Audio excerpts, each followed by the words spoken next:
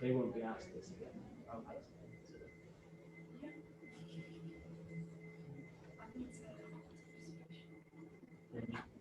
Don't stop it. You just click play. Just click on there and pause. Pause it. Yeah, you'll get the option to stop it. We don't want. So when we do the intros, that's when I'll pause it. Sure. Yeah. That's what we'd like to do. Yeah. Okay.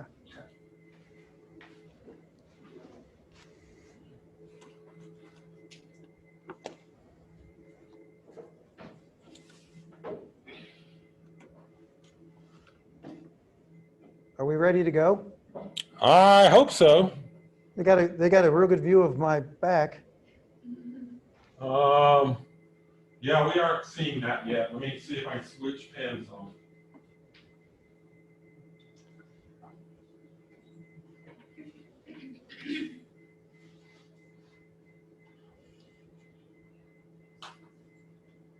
There we go. All right.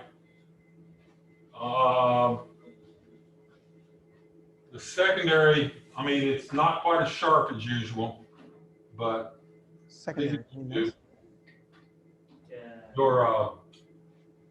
Your syllabus is great though, John. I mean, it's very clear, but the video seems to be a little weak, a little fuzzy on this end. Okay. Okay, just so you know. Well, yeah, they won't need to see me as much as I'll need to be able to hear them. That's not a problem. We've got the mic set up. That's what we've been talking through. Speak up from the back corner back there for me. What do you want to know? Did you hear that? Not really. Okay, say it louder. Hello? Okay, good. All right. Just screen. So, John, we have you on two screens. We have a picture of you, and we have a picture of your syllabus up. So they can see that, and then they can, I think that's it that they can see right now, okay? Okay. Yeah, we'll go with this, and if we need to move something, we'll do that. Okay. All right, sounds good. Guys, I'll be down the hall. Just don't lose power. Yeah. Keep the power on up there. Yeah. Get on the treadmill when I get in the office. Yeah. For those of you that don't know, we had this happen, oh gosh, it's less than a week ago on a Thursday morning at 8:30, and we didn't get it back until right around 10. Yeah, and some of us had a virtual test at 10 o'clock.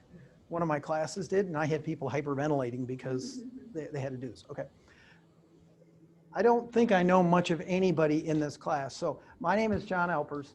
I will be your instructor for this class. My background is that I have worked for almost 30 years in accounting and finance. I've been doing this teaching thing. If I wander off of this, you'll have to tell me. I've been doing this teaching thing for going on 20 years. I've not done it full-time for 20 years. I'm not that old. I've been doing it full-time for going on 10, 12 years. It's just about that now. I did not always teach here. I actually knew him at his prior school. That's where I started full-time teaching, and then I moved here. I'm on my 4.5 year now here. So a couple things about the class, and then you're going to get a chance to talk. We'll talk about the syllabus probably when we're done, after we're done doing our intros, because all of you are going to get a chance to introduce yourself. Part of the reason that I gave you that Zoom thing and I told everybody to bring some type of device is what I was told by other instructors, Billman being one of them, was that they could see that the people in Jefferson City, we can hear them just fine, but they can't hear you. So we're trying to work out a way so that you all can interact, because this is an application class. The intent is that you all have had corporate finance before. And if you haven't, that would be one of the things I would add to your intro, because you've got a little bit of work you've got to do, okay? We do not have a whole bunch of time to teach you corporate finance because you should have already had that. This is a master's level course. We're going to move relatively fast. A couple things. This normally was taught in 5 weeks. We took the same material and stretched it out to 8 weeks. So it's going to have a little bit more time. but we still don't have what I would say time. I can't teach you corporate finance in an advanced corporate finance class. Okay, that's not going to happen. So what's got to happen is if you don't understand something, this is a master's level course. What should you do if you don't understand something? There's two things. You got both. You got both. You'd be amazed how many people won't do either. And then where this will become evident is when you go to do your cases, and we're going to talk at length on what you need to do with your cases. When you go to do your cases, that's the majority of where all of your points are. That's how you get your grade in here. This is where we apply the material that we have learned in a business setting. And the reason I do cases, now some actually go back to like the 70s, but it doesn't really matter the date of this. We're talking about concepts. We're talking about concepts here, okay? You have, we'll get into this, but you have this is actually my cell phone number. My wife calls me, I don't answer my cell phone. So you can call, the chances of you actually getting me are not real good. What I strongly suggest is if you do need to get a hold of me, it's okay to text me. Don't send, I've had people send these long, text about, pages and pages and pages long. I don't know about your all's stuff, but I get little like bubbles and all this. I can't understand what you're talking about. If you do have to talk to me and it needs to be of some length, what I strongly suggest is you can send me a text. You can also go to that email address, okay? And that will come to my phone. That will come to my phone. Neither of those gets to me any faster than the other one. So if you need to get to me, send me a text. You can send an email. If it's of length, I ask you send an email because I can understand it a little bit better. You don't get all these blips and blurps and all this stuff. Okay, are we clear on that? I want to be accessible, and I've gotten talked to by people in our department and my wife about the fact that I will answer doggone just about any time. Now we're out of room.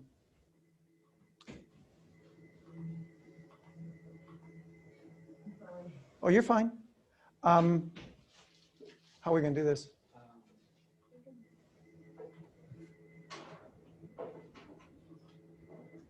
Well, yeah, I'll let you all work that out on how we're going to do this. Okay.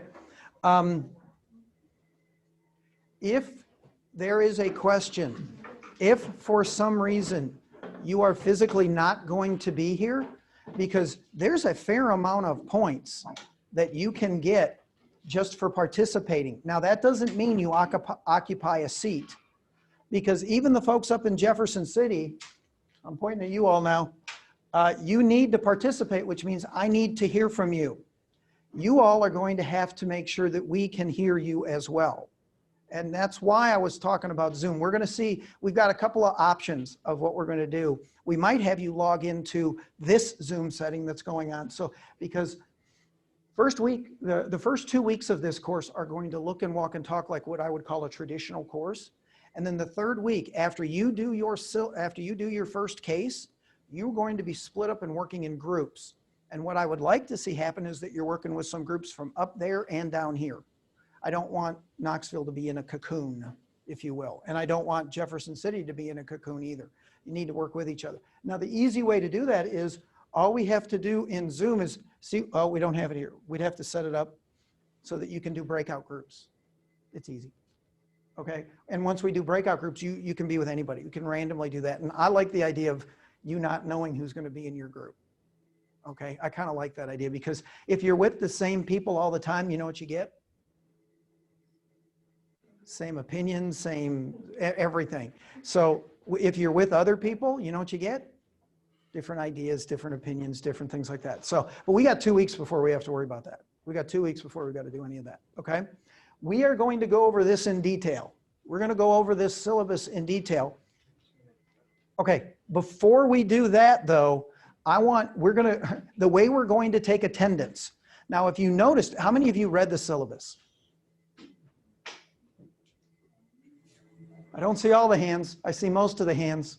Okay, Knoxville's better than Jefferson City is what I'll say. Okay, here's what we're going to do to start. Let's see if I can get this to work. Okay, every one of you, now I'm going to call your name. Okay, because that's the way I can take attendance. And I will tell you right now, I will butcher some of these names. It's not personal. It's not personal. If I absolutely blow up your name, bear with me. But the way we're going to take attendance, and if you looked at the syllabus at all, one of the things that it says is you need to introduce yourself. So what I want you to do is answer these questions. Jefferson City, can you see it's a little Word document that's not very fancy at all. No. No. No. No. Okay. Let's try, okay, we're going to stop sharing.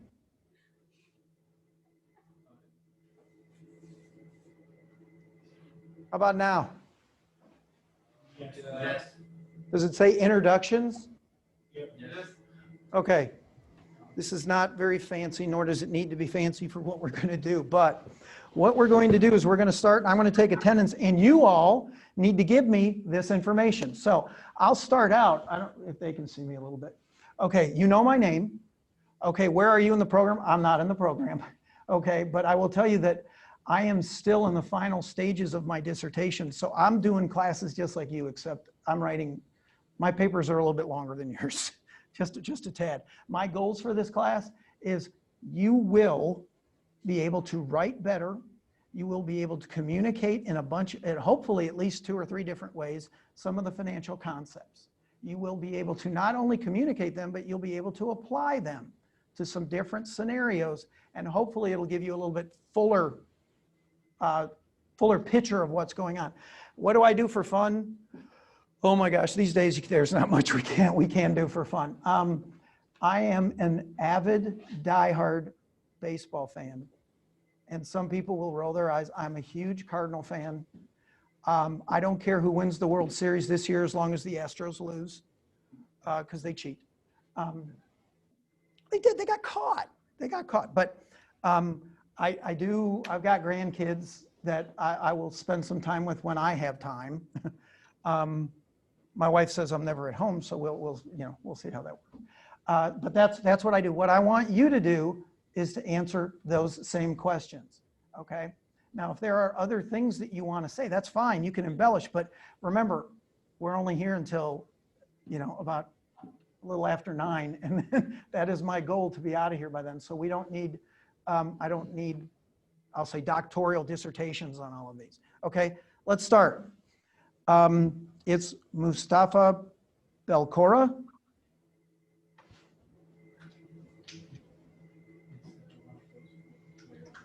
Is Mustafa Belkora here? No, he's not. Okay. Okay, how about Dmitry Bykov? Right here. How do I get?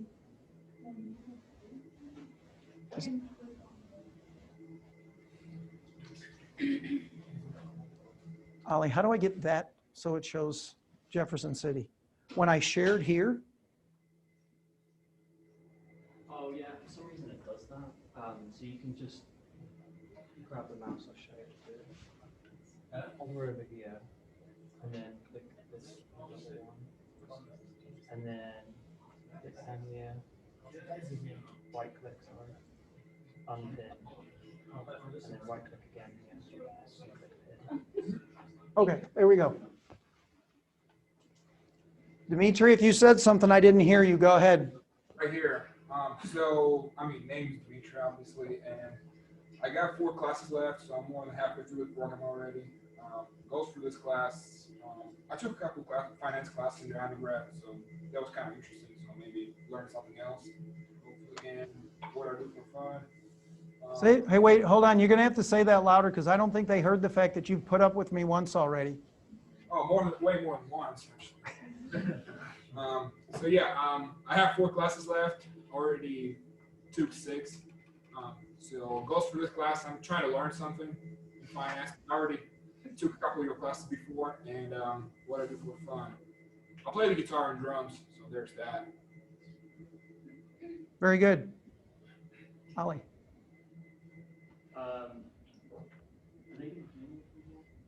Can you hear him? No. They won't be able to hear me again. No. And I don't think, do you want to use this? We could, Just stand in the middle. you could put it like on the desk and I could walk up to it. Here, Look at him. this is going to be, yeah, go ahead. My name's Ollie Cow. I have one more class left. This class? Yeah, this is my last This class. is your last class, so Uh-huh. I'm between you and graduating. Mm-hmm. That's good to know. This is a scary That's thought. good to know. Goals for this class is just to expand my knowledge on corporate finance, and in my spare time, I like to DJ. Very cool. So yeah. Very cool. Okay, next, we have, is it Theo Delevard? Yeah, almost. Go for it. It's my second semester here, and I have maybe 6 classes left. You got a bunch left. Huh? You got a lot left. Sure. My goal for this class is to learn many things about finance. I never did a finance class before, so I don't know many things. Okay, so you've never had finance at all. No, This will be exciting. yeah, it's not a problem. It's okay.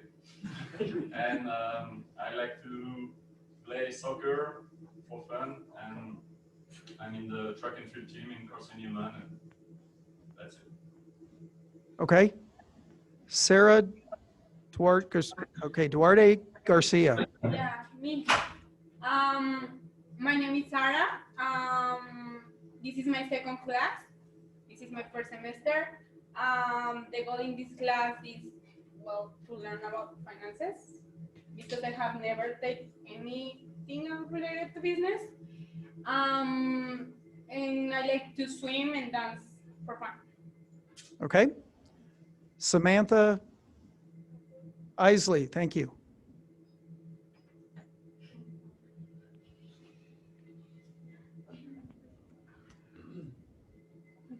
I'm Samantha Isley. This is my last class. For this class, use it to help me with my accounting skills, and for fun, I make handmade greeting cards. Very cool. Okay. I guess we can hear them louder. Or is it good? I think we'll just make them speak up. We'll just make them speak up. They have a bigger microphone over there. We've got me running with this little microphone. Okay, Greg Evans. Greg Evans, this is my second semester. I've got one more semester left, so 3 more classes. I haven't had a finance class before, so this is brand new. And I like to play soccer for fun. I played, believe it or not, when you look at me, I played soccer for 13 years when I was growing up. And then knees and ankles started to hurt more than it was fun to play. So I decided that was not the thing to do. It was not a thing to do. Okay. Julian Froelich. Yeah, that's me, probably. Julian. And yeah, I've also 1 semester left, that means 3 classes. I already had corporate finance in my undergraduate studies, and what I want to do for fun is playing tennis. I'm an athlete, Carsten Newman, and I like to go hiking. You like to go hiking. Well, this is a good place to go hiking, and you definitely can stay away from people. So that's a good thing. Okay. Turner Gao. All right. I'll screw it up forever just to let you know it's not personal. My wife will tell you I'm terrible. Okay, go ahead. Oh, geez. I keep forgetting. I'll get this eventually. My name is Turner Gaw. This is my second class in the program, so I've still got a good bit to go. My goals for the class, I'm trying to break into the financial sector, so I'm hoping to know what goes on in the financial sector with this class. And what I do for fun, I just went fly fishing last weekend with my dad and my brother-in-law, so I enjoy doing that. One of the things I didn't tell you all is that I'm originally, as you can tell from my accent, that I am not originally from these here parts. I grew up in Minnesota, so when you talk about fishing, I had no patience for fishing whatsoever. I just didn't have, it's just not my DNA to do that. I can sit and watch baseball all day long, but to sit there and throw, no, just not going to happen. Just not going to happen. But more power to you. I have friends that love it, and are all about it. My son loves it. He's a big fisherman, and the last time I fished, I had bait thrown at me because I couldn't stay still, and I was banging on the side of things and stuff. Yeah. So, Natalie Gregory. Okay. I'm seeing getting better. I'm Natalie Gregory. This is my 5th class, so I'm right in the middle of the program. My goals for this class, finance was one of my worst classes in undergrad, so trying to build my confidence. Not at Carson Newman though, right? No. Because I don't remember having you. Yeah. Okay. At UT, yeah. Okay. What I like to do for fun, I like to read books that are also movies. And before coronavirus, you could actually go to the movies and see the movies, but now I just read the books. I actually went and saw Tenet not too terribly long ago. It was the weirdest experience in the world because nobody could sit by anybody. So here you are in this big IMAX thing, and there's like 4 or 5 people in the whole place. It was really, really weird. Now, you said you read books that are made into movies. Have you read any of Crichton's stuff? Well, okay, be prepared if you ever do, because Jurassic Park is not the movie. They have completely new characters in the book. So when Jurassic Park came out, I went, hey, this is really cool. Michael Crichton might be fun to read. So I started reading the other books in the series, and then they started making those into movies and just wholesale changed things. I mean, it wasn't even close on some of them. So yeah, it's always been interesting to me because I'll do the same thing. I want to read the book before that happens, and okay, I'll put the nerd hat on for a second. I read all the Harry Potters before they came out, and it was interesting. They kept pretty close to the storyline, but there's a lot of them that don't, and they'll like delete huge gaps of things and everything. But that's interesting. Okay, let's see how I screw this one up. Lucas Gross Puppendal. Yeah, right here. I can't see you. I'm up in the corner. Don't know if I'm on the screen or not. Okay.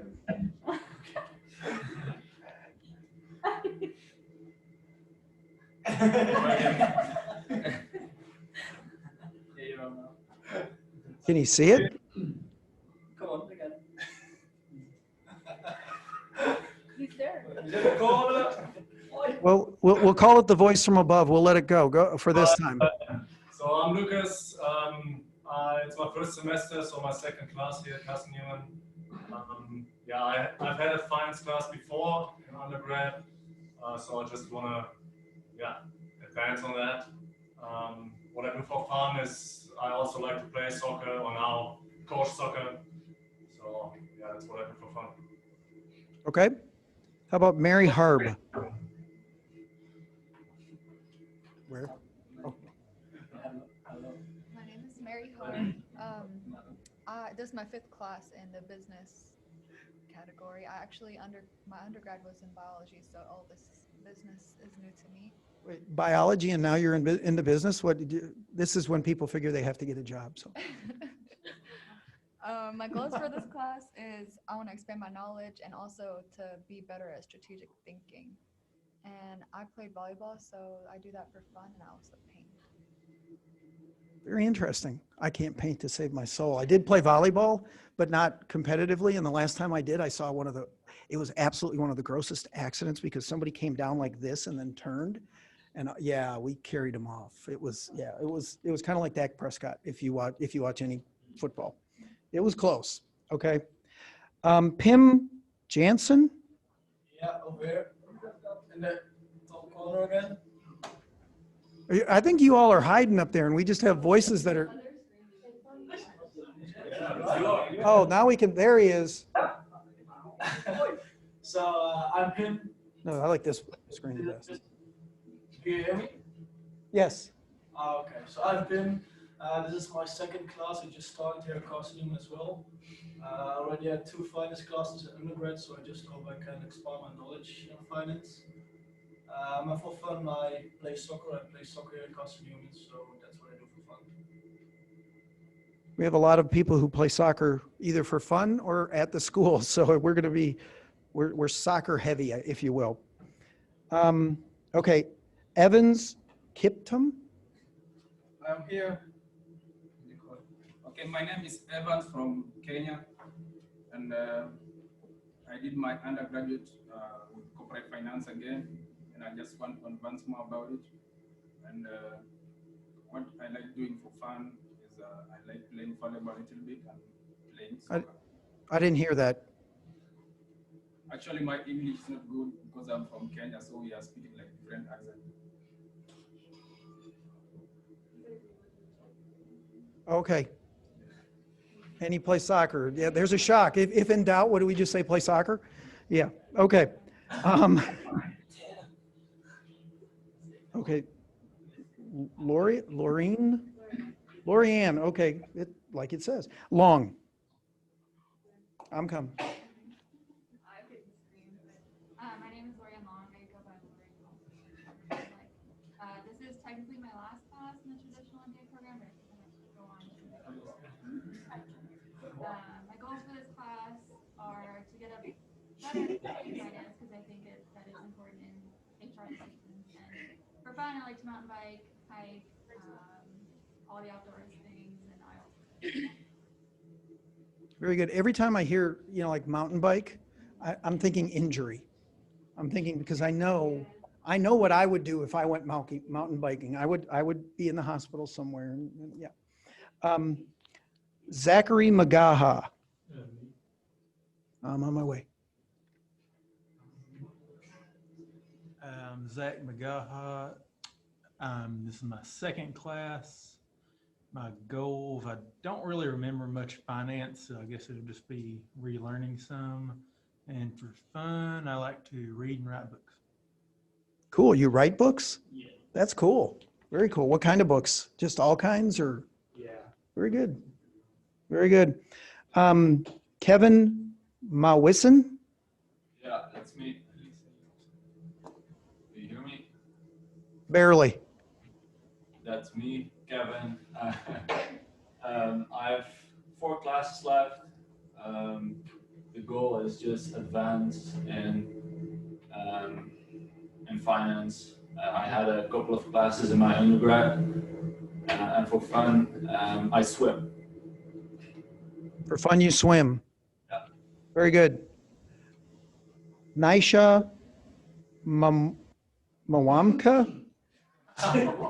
Nasha Luca. Hey, I warned you ahead of time. This could get ugly. That's fine. So I'm Nasha. I have one more semester left, so 3 classes after this one. Goals in this class is to just get more of an understanding of accounting, finance, and business. And again, I'm a soccer player, class movement. So soccer is probably the thing I do for fun. Soccer is the thing you do for fun? Yes, sir. Okay, I think we're going to say, other than soccer, what do you do for fun? Okay, no, we'll keep going. Donald Nab.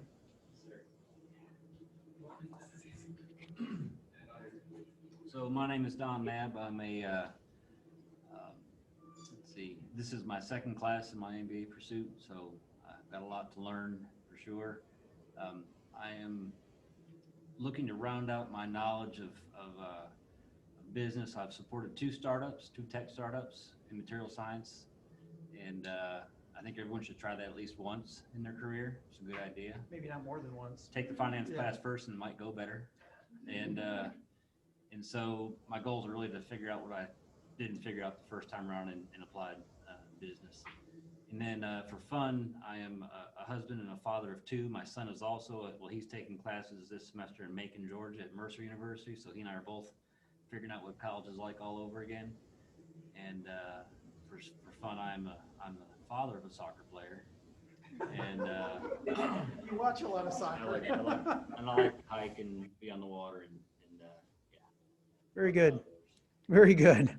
I'm not the only one. Entrepreneurs usually fail the first time, and that's kind of what they look for. People who invest. Who've got scar tissue. They look for We definitely, it's called experience. And that's, yeah, trust me, I've done many startups, and some of which, it depends on who your partner is sometimes. But what we're talking about is whether or not, startups always work, and they don't. So I introduced myself as a fully recovered chemical engineer. Oh, okay. I've not taken finance before. Oh. And so I'm looking to those who are doing the finance side of things. We got a lot. No, but you have to consider this a challenge and an opportunity. even if you haven't had it. I'm going to talk about that in just a second because this happens every time I teach this course. This is not new. This is not new. So, oh heavens. Kenzaya Naidio, okay, help me out here. Senior. I'm senior. It's my second class. It's my first semester. My goals for class, I haven't had finance classes, so it's gonna be a challenge, but I'm ready to learn. And I like going for runs and read books. Very good. Emmanuel Odaluya. Yeah. What I'm telling you, I warned you. Go ahead. My name is Emmanuel. It's my first semester, second class. Can barely hear you. My name is Emmanuel. It's my first semester and my second class. My goals for this class, well, I'm from an engineering background, so I'm just here to learn really, and I play soccer for fun. Now, what you said I couldn't really get the background. I'm from an engineering background. Gotcha. Oh, so I'm going to pair you up with the other engineer we got here, and you guys can go to town. You guys can go to town. The engineers usually are really, really, really good at certain parts of this. I'm serious. Are really good at this. Okay. Michael Parkinson.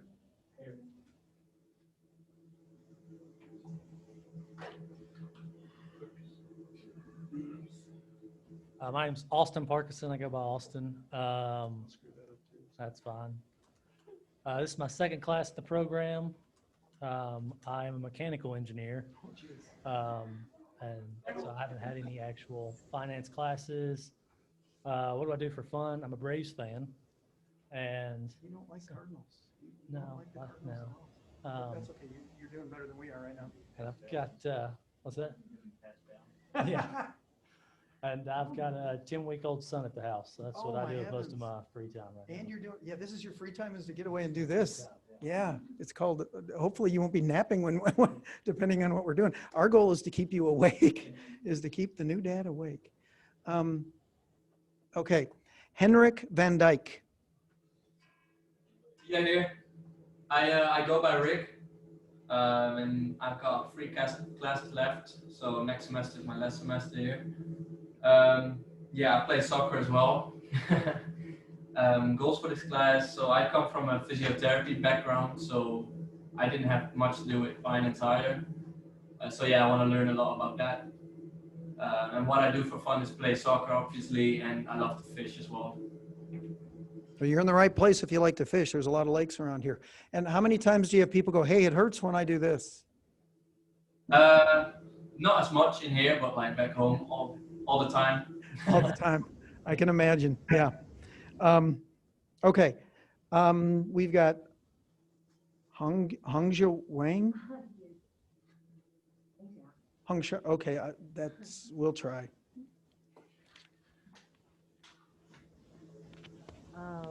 My name is Hongxia. You can call me Amy if you want.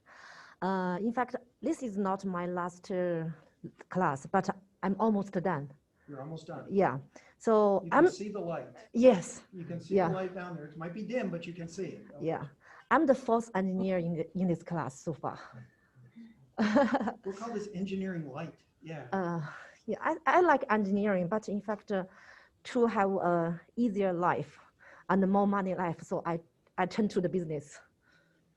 In the middle. I'll tell you right now, finance is not where you're going to make tons of money. But in fact, finally, you will find it's good to be an engineering, because when you're older, you will value more if you are engineering, not businessman. Sometimes, yeah. Okay. So, in fact, owing to my finance limit, so far I only have 1 husband and 1 child. Yeah. So that's why I'm looking forward to finance class for a long time, because I hope to look for the answer. Why couldn't I get more money in my past 45 years? You scared me when you said you were looking forward to finance, because you said you only had 1 husband. Yeah, so if you have 1... We don't do that. We don't go there. I mean, get it, girl. Whatever works. Okay, well, welcome. No, I bet you're, okay. So she's here, Yang Wang. It's not personal, it's just I'm not good at it. My name is Yang. After this class, I'll have one more class. One more class? Yes. Okay. Goals for this class. I had a finance class before, but I'm not good at it. For this class, I want to learn more about financial concept and gain more knowledge. What do I do for fun? I love go shopping and traveling. Can I have more for fun? What you do for, you can, but say again what you did for fun? You said shopping. Yeah, I love go shopping and traveling. Oh, okay. See, in Minnesota, the largest mall in America is Yeah. there, and I worked a mile and a half away from it. So when everybody would go, oh, I'm going to the Mall of America, I go, yeah, I go there for lunch. It's like not a big deal. It's okay. They got a big roller coaster in the middle of it. If you like that kind of stuff, that's fine. It got kind of, okay, it's the mall. It was cool when it first opened up, but it got old after a while. Go ahead. In fact, for fun, in different period of my life, I have different fans. But in this year, I saw so many things. Somebody 1 minute they smile, another minute they are in another world. So for me, I think to live in the world is just for fun. Just living in the world is fun? Yes, Well, I think it's fun. That's a wonderful attitude. Yeah, so I think That's a wonderful everybody in the world should treasure the time in the world. I think it's all fun. I needed you at about 10:30, quarter to 11 last night when the other thing, I'm from Minnesota, I'm a Vikings fan, okay? And the way they screwed up that game last night, I was saying some things I will not repeat in here. My wife, I got chewed up because my wife went to bed, and I was saying some stuff. So a better attitude is a great thing. It's a great thing. Yeah. It's very much a great thing. Yeah, so Okay. I think living is for fun, yeah. Good. Living for fun. That's all. That's a good attitude. Okay. Last but not least, Mr. Gordon Zabrowski. Yo, I'm here. I'm Gordon. It's my second class. It's my first semester here at Carson Newman. I did my undergraduate in social work, so I don't have a really good experience or a good knowledge in finance. I only finished one class in finance, so we will see. That's why I hope to get a better knowledge on how I can use finance in companies, and I like playing soccer as well. If in doubt, say soccer, and we're good. Can you all hear me up in Jefferson City? Yeah. Okay. Now, Gordon, wave for a sec. I'm here. Oh, there you are. Okay. We have two screens up there, one of which is that thing that's saying what they're talking about is blocking it, but that's okay. Welcome everybody. I have never had as many engineers. I'm a little taken back by the number of engineers we have in there, but that's fine. That's fine. What I will say to you is we have, let's see, 1, 2, 3, 4, 5, 6. We have at least 6 of you that do not have any finance experience whatsoever. Now, two things. One, don't get frustrated because we're going to talk about some concepts and you're going to go, what in the name of, what is he talking about?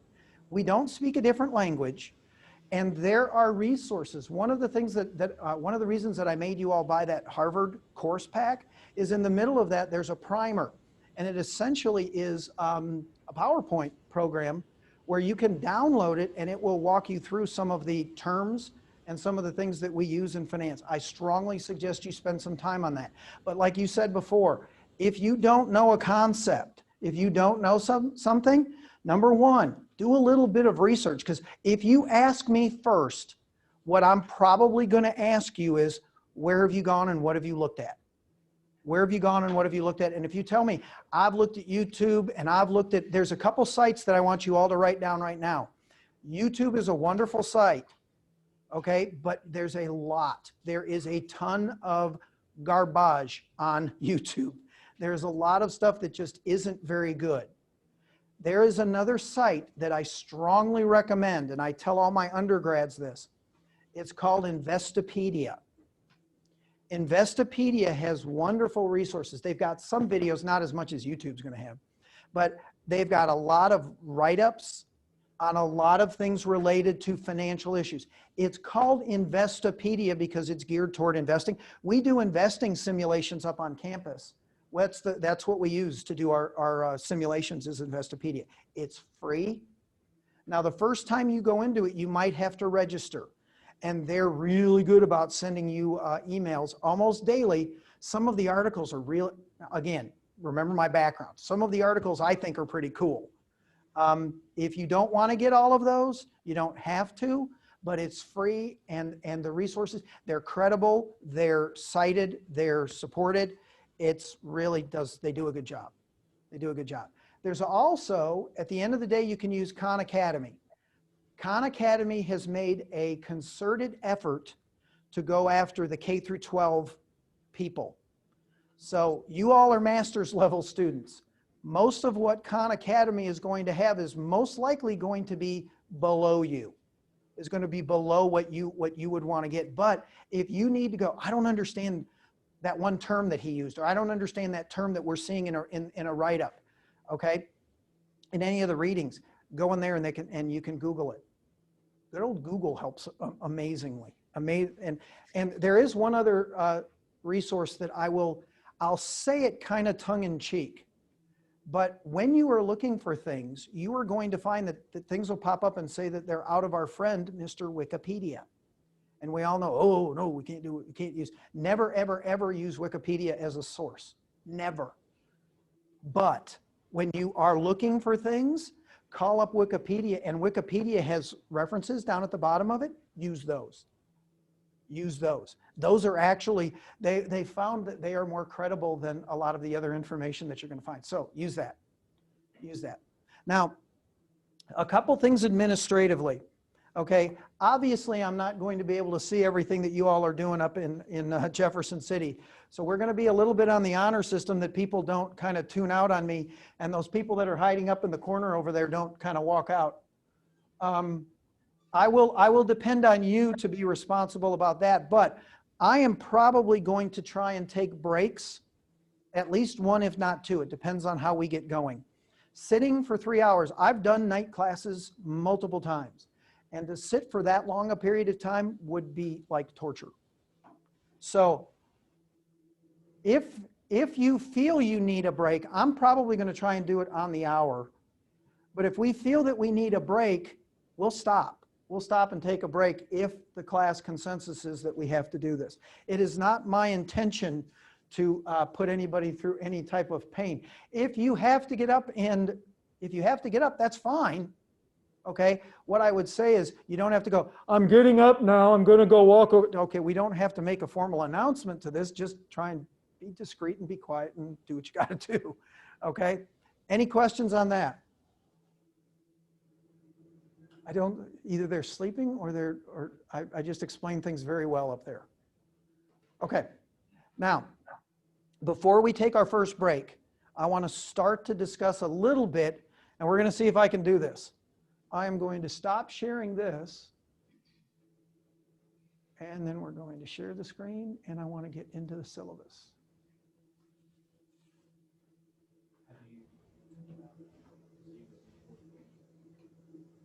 I don't think I ever stopped it.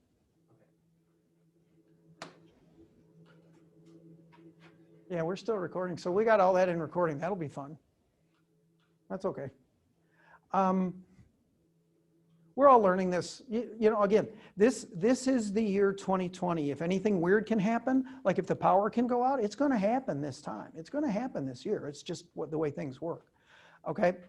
What I want to talk about a little bit with this syllabus is it's extremely important to me that you all know how to get a hold of me. And I said this a little bit earlier, but it's okay to send me an email. Here we go.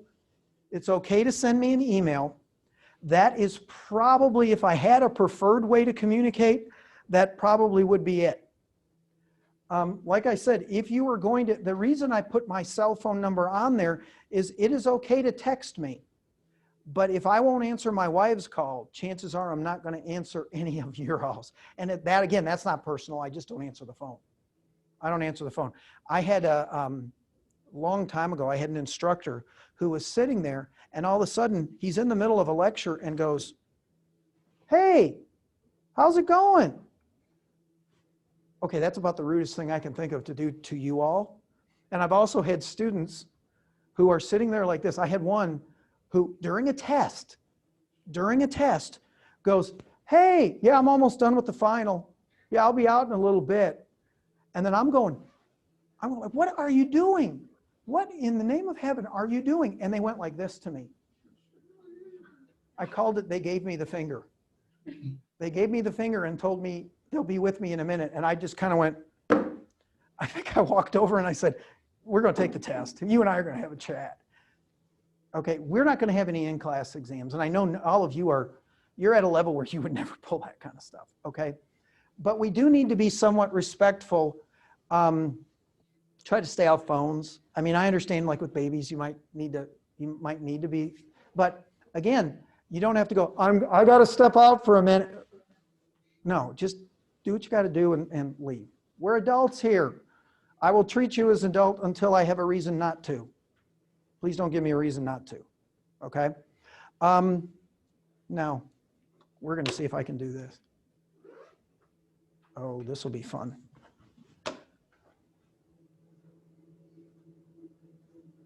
Now, I say online and by appointment, my office hours. I have office hours, and for those of you that are physically up at Jefferson City, I can list my office hours of when I physically will be in the office, and you're welcome to stop by. We are doing almost everything, including a lot of the advising. Everything is virtual because we're trying not to be close to people, and I will do my best. I love to wander, and I will do my best not to get like right up to people. And I usually don't wear this. I'll wear this outside of class, but you can't hear me as well if I do that. So I will try. If people get, I don't want to say offended, but if for some reason I need to do something about this, we can talk. I just want you to be able to hear me, and I want everybody to be able to hear me. I know I've got a microphone, but it's important that the stuff that I'm trying to communicate gets communicated, which is not, I'm not saying, oh, great me. It's just, that's why I'm not doing this. It's not that I don't think they're important, because I do think they are. It's just, I'm trying to convey something and I want you to be able to hear me, okay? Online by appointment. If we need to set up a Zoom meeting, you can send me and say, I would like to talk to you about Blunk. And then if I can work it out, I'm either on campus. I do teach full-time up there. So I'm up there every day. I'm usually up there. I have 8 o'clock classes every morning. And so I will be there, and we can try and work something out if you do physically need to talk to me. If not, I'm pretty good about emails. I'm pretty good about getting back to emails. Dimitri, do I get back to people on emails? Most of the time, yes. I'm usually pretty good about that. And I've been talked to about how fast I get. People say that I get back to people too fast. I was in your shoes, not too terribly. Well, it's been, gosh, it was like 30 years ago now. But when I was doing this, it drove me absolutely crazy to ask somebody a question and have to wait a week to get the answer back. Okay, you usually won't. Sometimes the answer might be, I will get back to you later tonight. If I'm in the middle of something, I'll tell you that I'm in the middle of something and I'll get back to you, but I don't want you to wait, because that's very frustrating, especially if you have a question on how to do something like this. But this is another true story. I had one time when I had somebody, this was not at Carson Newman. It was actually a former place, okay? Somebody sent an email to the department head and said that I was not getting back to them. They sent an email at 2 o'clock in the morning, 2 a.m., and I answered the email at 6. Now, we're all adults and we're all a little bit older. I know what I'm doing. Now, maybe with the baby you might not be, but I know what I'm doing between 2 and 6, hopefully. And it's not sitting around playing video games or doing something like that. It's usually sleeping. It's usually sleeping. So be reasonable in your expectations, and I will be reasonable back. Okay, I will be reasonable, and I'll try and get back to you. It's very rare. If I don't get back to you within 24 hours, I didn't get the message. Something happened. Something happened. It's usually hours, not days. before I get back to you. Okay? There's our learning objectives. I'll let you read this. I don't need to go through all this. We do not have any book. We do not have a book for this class. There is no book for this class, and that was done by design. It was done by design because this is an application class, which means we're going to spend the majority of our time. You will do some readings that will feed into the cases that we will be doing. And the majority of our time, we will talk about some of the readings more next time. We won't talk about a lot this time. Next time, we'll get into a little bit of course content. And then what you're going to do is you're going to apply some of that knowledge to a case. And you'd be amazed. Finance is somewhat common sense. And you could have umpty-ump degrees. You could have all kinds of different things. You know, I am a PhD, MDA, blah, blah, blah, whatever it is. And they might not have any common sense whatsoever. One of my better friends when I was an undergrad, this guy got 3 undergraduate degrees in 4 years. He was a little bit, I'll say motivated. He's got his doctorate. He's been teaching at the University of South Dakota he's fully tenured, so it's probably 10, 15 years that he's been there. But he has the common sense. I would not drive with this individual. He is so scatterbrained when he drives, and he's kind of at a different level when he does things. So I'm like, you need to pull over because I'm not driving with you anymore, okay? Common sense will rule the day in most of what we do. So even those of you that don't have any financial background, if you think sometimes even the highest trained finance people need to take a big step back, and even the accountants of the world. I did accounting for most of the time when I was working in the real world. Sometimes you have to step back and go, I don't care what the numbers say. Does that make sense to you? Does that not sound crazy? And maybe you need to look at the numbers. So those of you that don't have, I'll call it the financial baggage behind you, might be better off than those that do. Those that do. So don't take that as necessarily a negative. Let's see. How many of you have gotten the resources? And I'm looking at both campuses. I see Jefferson City, I don't see any hands up. How many have gotten the Harvard resources? Oh, I see a couple. You need to get that pretty quick because we're going to have readings that we have to do that you're going to need. And if you don't have that case, you got 2 weeks until that case is due. You will need that case. You will need that case. It is cheaper for you to buy the whole thing. It's only like $80 for the whole thing. So it's cheaper than a book. And part of the reason I didn't put a book to this, and I get feedback almost every time saying, I'm glad you didn't put a book in this, or I wish you would put a book in this. And when I was a student, I didn't like to pay a lot for books. You'd probably be doubling the price, if not tripling the price of what our books would be if I added a book to this course. So believe it or not, we look at that. We really do, and we're trying to keep it somewhat reasonable for some of you all, okay? You know about the software stuff. Grammarly is wonderful, but let me explain one thing with Grammarly. Grammarly is a tool. Grammarly is not the gospel truth, and the world does not revolve around Grammarly. I had somebody, last time I taught this course, it was all online, but I had somebody say, but Grammarly said this was the way to do things. And when you actually read the information that they were presenting, it didn't make any sense. And I said, have somebody else read that and then you tell me it makes sense. Oh, they said it doesn't make sense, but Grammarly said. Grammarly is like noses. We all have them, and it's like an opinion.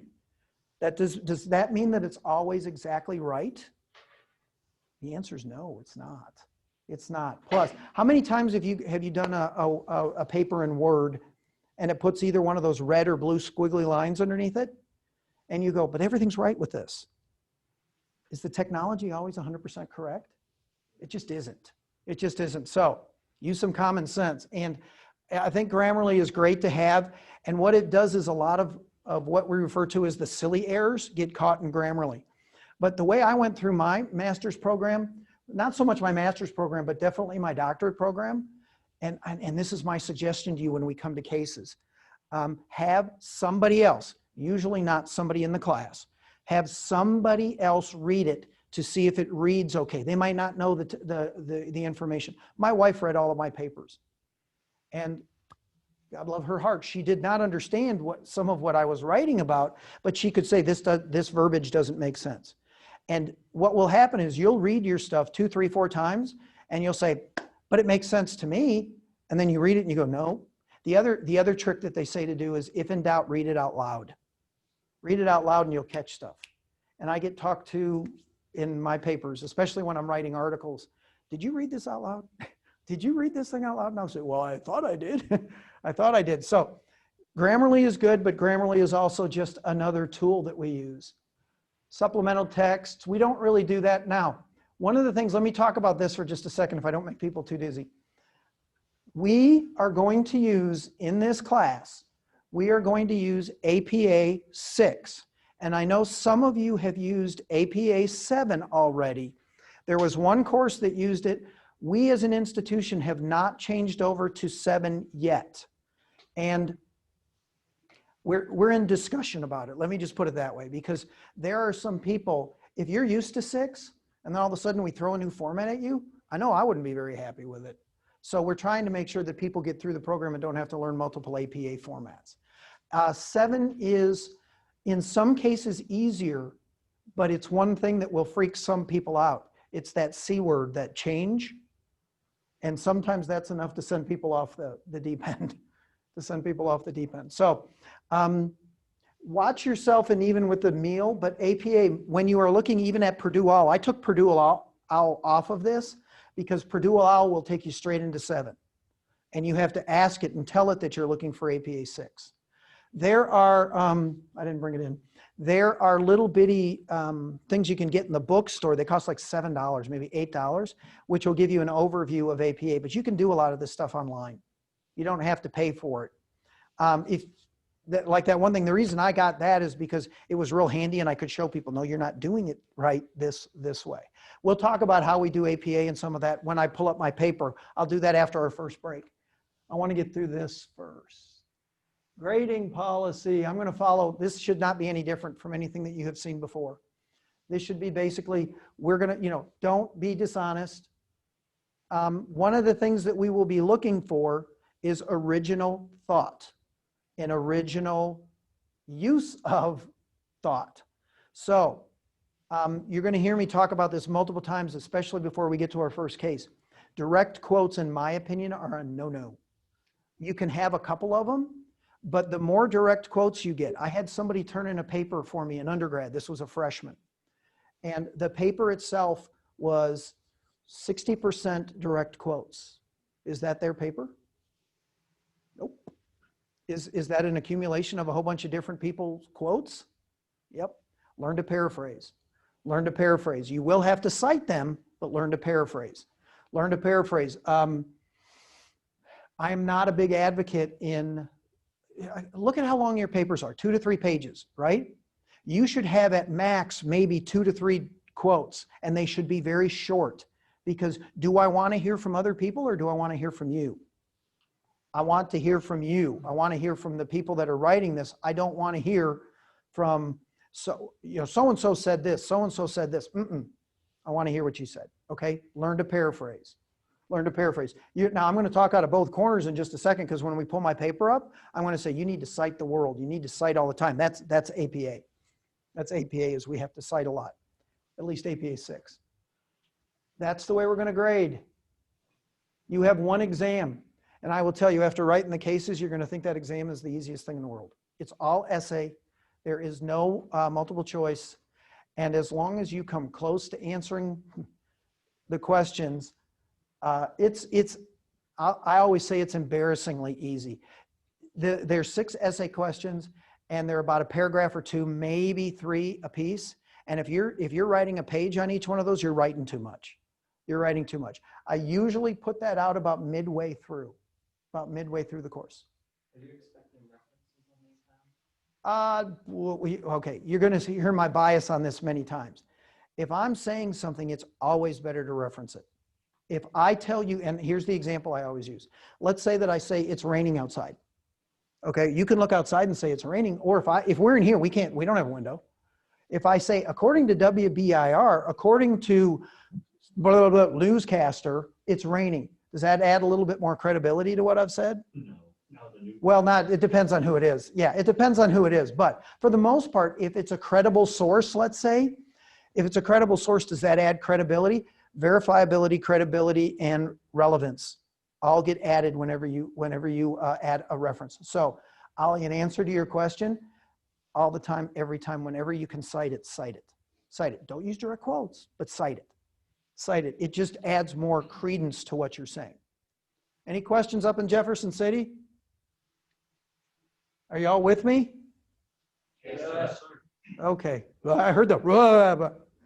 Okay. So there's how we're doing it. We got one exam. We've got discussion questions and class participation. 25% of your grade, a quarter of your grade, is participating. And the way that I'm going to do that is if I don't hear from you and I can't tell that you're talking, then that means I don't know that you're participating. Now, you might have to say, this is so-and-so saying whatever it is, okay? It's going to become, I would say the first 2 weeks, it's not that big of a deal. You probably got your participation just by doing the little intro thing. We'll see, unless I see people like napping.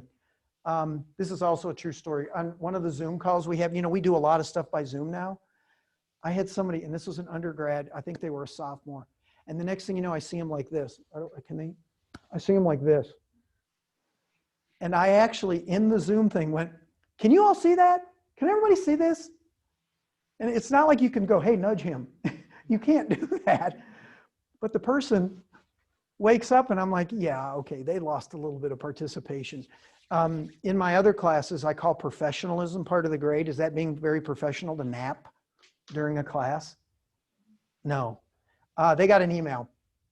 They got an email from me saying, if you are tired, please try and make sure that you have something to keep you awake during the class, because that's not okay.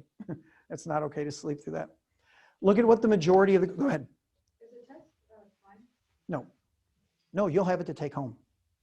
You'll have it to take home. We're going to talk about the end of class in just a little bit, because the end of our class is going to be different. Okay, I'll explain it in just a second, but the end of our class is going to be different. It's probably the only way I can explain what we're going to have to do. Okay, no, it's going to be an essay that you'll take home and you'll turn in, and we will most likely, this is still kind of open, we will most likely meet after Thanksgiving via Zoom, which means all of us will be via Zoom. None of us are going to physically come together. When we do that, we're going to discuss some of those questions. It depends on how it all works out, okay? Some of this, again, I'm an accountant by trade. Whoop, as I cover my mic. I'm an accountant by trade, so I'm used to having everything kind of set, organized, and that's kind of the way I roll. We're having to do things on the fly here. We all have to, there's a word that my wife says I need to learn that I'm not the best at: flexible. And it's pushing this old accountant big time. I'm trying. It won't be nearly as bad as you think. You'll have time to do it. You'll have time. And it's, after you do your cases, you'll be happy to see this final. Okay? Let's go. Okay, I'm from Minnesota. Do you think that we close a lot up in Minnesota for snow? We had a 48-inch snowfall overnight on Halloween. We closed one day. I was in the car jumping through snowbanks. I had a front-wheel drive car, and I'm flying over these snowbanks to get to work, and I hear all offices and so on are closed. And I'm like, oh, guess I got to turn around. So I'm halfway on the way to work, and I had to turn around after 48-inch snowfall. Yeah, it was like nothing you've ever seen. Okay, class participation, conduct yourself in a professional manner. In one of my undergraduate classes, I had somebody say to another student, well, that's just stupid. I might not agree with you, but I'm not going to call you a stupid head. And we're not going to use certain colorful language. We just don't do that. You don't do that in a professional atmosphere. You can say, I strongly disagree with what you're saying, and I would like to reiterate the fact that it's ... but not, that's the stupidest thing I've ever heard in my life. Okay, we're going to treat each other with respect. We're going to do that, okay? If you have any questions, email or text me. Call only in emergencies, okay? Professionalism. Conduct yourself as a professional. Now, we are seeing that the term professional is being used rather loosely because we have certain people, not to get political, but not all of our political leaders act what I would call in a professional manner all the time. So we need to be the example to show people the way that they should act. And when you get into your discussions, when we start to talk about cases and you get broken up into groups, you are not going to agree with everybody, and that's okay. That is okay. You have the right to disagree. Now, when you disagree, you can do that by saying, well, have you looked at it this way? Have you looked at it maybe another way, as opposed to saying, are you just crazy? Are you just dumb? We're not going to do that. We're not going to talk to each other that way. And I expect you to treat each other this way. This is a graduate class, and you are expected to write well, reasonably well, I'll say. All of us can get better. All of us can get better at writing. None of us are as good as we'd like to be. None of us are as good as we should be. It is a skill that needs, even professional writers will tell you that they can always be better. They can always be better. So that's why we practice. That's why we practice. I've seen people in my career who have actually derailed their careers because they sent an email out that had typos on it. We need to be better than that. We need to be better at doing that. And that's part of the reason why we practice this. We're doing APA 6. I told you about that. Okay, academic voice. Just don't be nasty to each other and we'll be fine. This is a little bit of an aside, but this is one of my core beliefs. You cannot expect people to treat you well and then not treat people well. So it's kind of like the golden rule, treat each other as you would like them to treat you. Why don't we do that? But we don't. We don't. On many different levels, we just don't treat people the way that we would like to be treated, and that's not okay. That's not okay. So let's talk about, this is the actual syllabus of what's going to be due. As far as the readings, what I would try and do is do as many of the readings as you can. They're not all that long. They're really not all that long. So try and get these readings done as you can. I put these things kind of like what we're going to try and cover. We're not going to cover the primer itself. That's more for people who haven't had the finance and need a little bit of extra help. Now, I have heard in some of the classes before that people are having trouble downloading the primer. If you do, get a hold of Harvard and they will help you. Their online support is very good. I'm not a technical person. Where most of the issue comes down that I have seen is that people don't clear their cookies before they try and open it. Before they try and open the primer. Okay, and that will stop you from doing some things. Okay, now check out right here. We have our first case study due Saturday at 11:59. Now this is Saturday after this week, so it's a week from this Saturday at 11:59. Now does that mean that you need to turn it in at 11:59? Heavens no. You can turn it in. I don't suggest this, but you could turn it in right now. You might want to hear some of the stuff we talk about for the first couple weeks before you do that. And I'm going to talk about how to do the papers and stuff like that. Over the next couple weeks, I will do that. I try and get people not to work too far ahead because especially don't ever work on the second case before I give you back the first case. You are going to get all kinds of comments from me about what you did, what you didn't do, all this kind of stuff. That doesn't necessarily connotate to grades, but I'm going to be pretty detailed in what I give you. And what I give you because I want you to get better. And what I'm going to be looking for from case 1 to case 2 is, was there improvement? And if there was improvement, you'll see that reflected in the score. Now, if there isn't improvement, then I start to get a little bit more punitive. I'll start to take more points out because I told you once to do this and you didn't do it.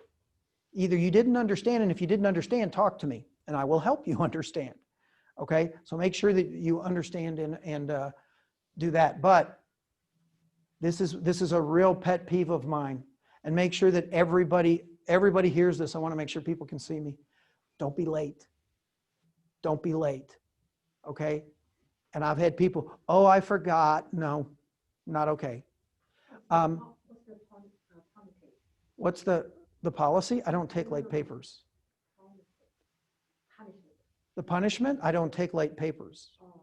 So if you're late, and what I would say is don't push me on this, because I've had people, and unless, now here's what should happen. If you're having technical problems and you can't get that through, what should you be doing? That's the time that you're texting me and you're letting me know that you're having problems. Now, I will work with you a little bit on that, but again, true story. I'm not feeling getting that paper done tonight. How's tomorrow night for you? And I would say, well, how's a 0 sound for your grade? Okay, not to sound crass and not to sound mean, but if let's say every single one of you turned the paper in on time and you didn't, are you okay with me giving her a couple extra days just because? You shouldn't be. You shouldn't be okay with that. It's not okay. It's not okay. Now, life happens, and I know that most of us, how many people are working? And I want to see on both campuses. Okay. Okay. I do understand that, but understand this as well. We are making a commitment to be here. You know the due date now. Okay? Plan accordingly. Plan accordingly. And if something is coming up, you need to be looking at these dates. It's also in Canvas. It's listed and it has the actual date associated with that. In hindsight, I wish I would have put the date on there, but it's the Saturday after the 19th. Now, if that is Monday, so that would be the 24th probably. Is it? Hey, I get lucky. Okay, so don't be late. Please don't be late.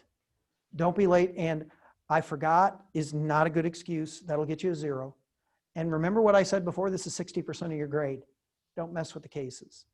Don't mess with the cases, okay? Our next case is due in 2 weeks.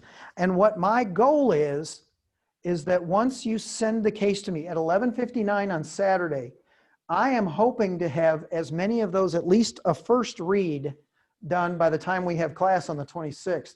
They won't all be graded. There's too many of you. We've got like 20 some odd of you. This is the biggest class I've ever taught in a section like this. So for me to be able to swing those papers that fast is, I need to spend a little bit more time, especially on the first one, okay? But we're going to be talking about the case in here. That's when you're going to get broken up into groups, and you all are going to have to convince each other about what you think on the cases. Now, again, I don't want to get too much in the cases quite yet, but one of the things that you have in your resource area in this class is there's a rubric in there. That's what I grade off of. You're going to see exactly how I grade these. And it talks about give me an overview, give me strengths, give me weaknesses, and give me an overview. That's about it. You only have 2 to 3 pages. So what do you need to learn to be? Succinct, to the point. Those of you that like to write really, really, really long, descriptive, detailed things, that's not a finance paper. You have to be to the point. And part of the reason I do that is one of the first jobs I had out of college, and I think it was the first job I had, the president of the organization came to me and said, hey, college grad, I want you to do an analysis of this. And he gave me a project to do.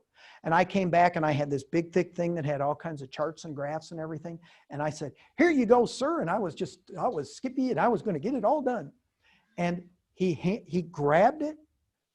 I said, summary is what he did. And he just threw it on my desk and I went, okay, I'll do a summary, sir. He wanted like a 1 or 2 page thing. And it was at least 30 to 40 pages long. Oh, I beat the daylights out of that thing. Yeah. Okay. These days, in business and in finance, nobody wants to read things that are really, really long. Everything needs to be executive summaries. Let me put it to you this way. How many of you have that person that always sends you these really, really long emails or really, really long text messages? And you look at it and go, not today. And you swipe through it, or you'll say, I don't have the time to dedicate it to read this. We need to make it so that people can read our stuff really quickly and without any problem. Okay, that's the goal. That's why you only have 2 to 3 pages.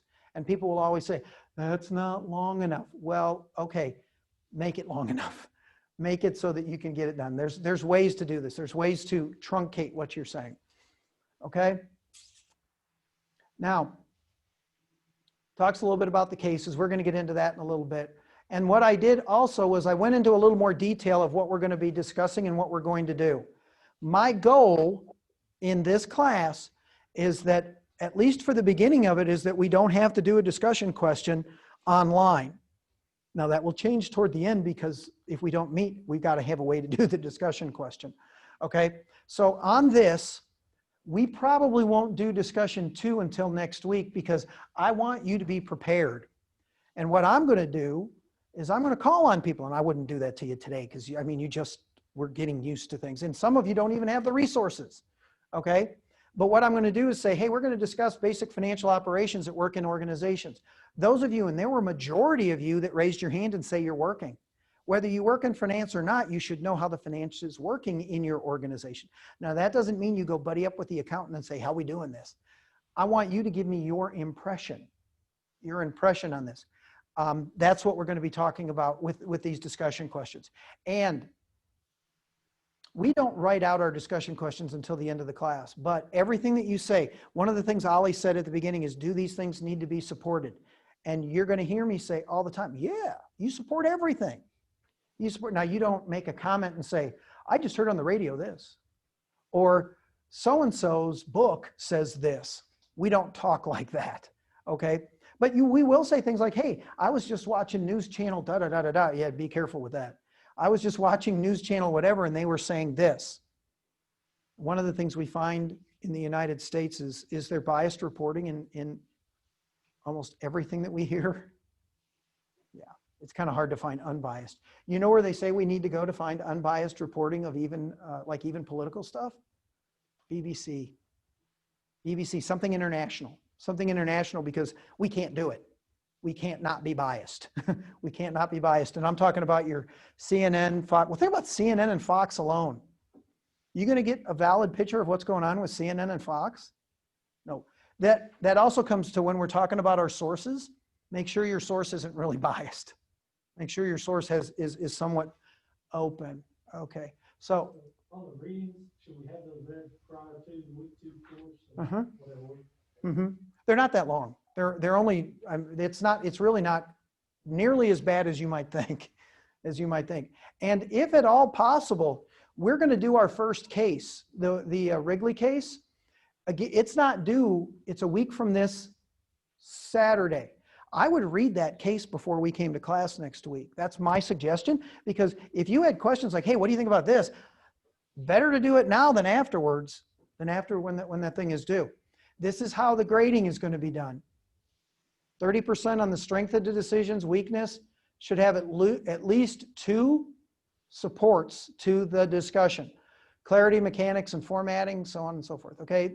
So I'll let you read through this. I don't need to go through all of this stuff. Now, the only other thing I want to talk about, and trust me, we're going to take a break in a minute. Look at the last 2 weeks. Does anybody notice anything different with those? We're virtual. Remember what I said about that flexibility thing? Yeah. Okay, we're going to have to try and work it out. The Zoom thing that I sent you, we might use that. We might use the Zoom that we're using with Jefferson City right now. Remember, we're being flexible. We're kind of working it out. The fact that you all cannot have a conversation with the people in Jefferson City is troubling to me. So we've got to try and find a way to make that work, especially in a couple of weeks when you guys are going to be in groups. And let's say that you're in a group. We might open up another classroom if we have to. And you might, let's say that the 3 of you are in one group with some folks up at Jefferson City. Maybe you're over there doing that. We can do that. I think we can, can't we, Ollie? Okay. I like the way of talking, and I'm not even sure. We'll figure it out. But I think it's important. And what I don't want to see happen is that only the people from Knoxville are in the group with people from Knoxville. Now it's convenient. All I got to do is say, hey, here's one group, here's another group. I don't want to do that, because you need to talk to the folks up there, and they need to talk to you. They need to have your input too. Okay? So We'll talk about this more when we get down to it, but when we leave, we have the week of Thanksgiving off, if you haven't noticed. We do not have anything that is due the week of Thanksgiving. Now, you do right beforehand, and you do right afterwards. But when we get down to doing that final, I'm telling you, it's not going to be a big deal. The final is not where you spend your time, okay? But all of these things, these discussions are going to change from being a stuff that we're talking about in class to you will actually have to write up a post.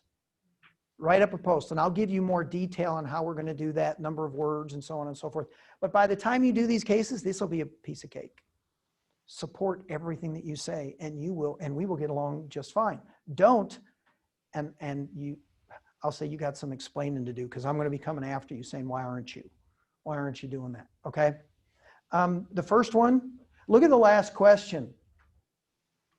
Discuss your opinion on the class.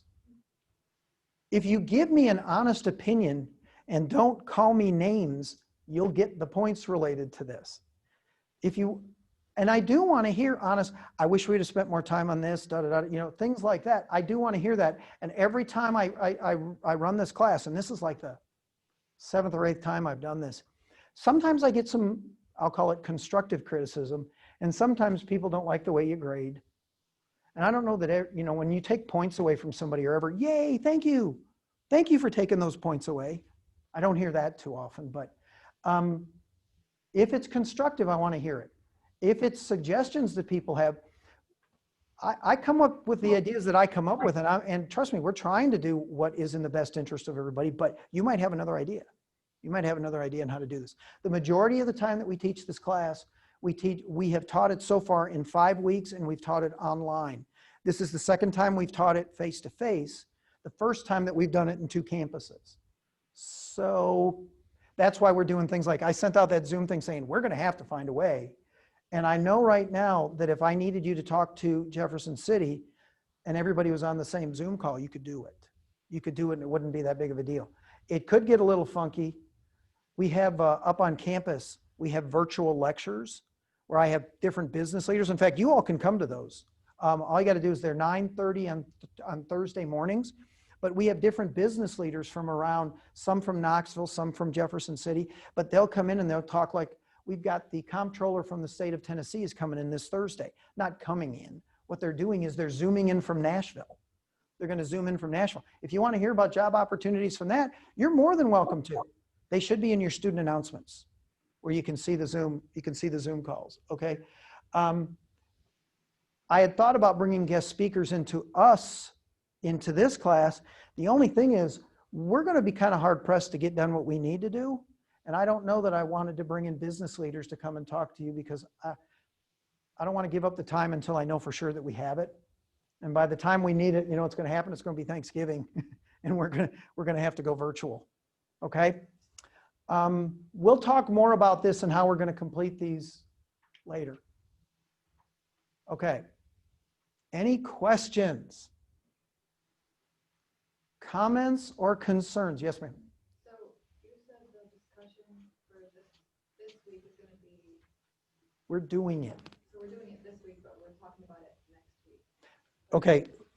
The answer is yes. Okay. What the question was when you go back up to week 1, I'll get there eventually. You go back up to week 1, and the first one was introduce yourself, which you just did.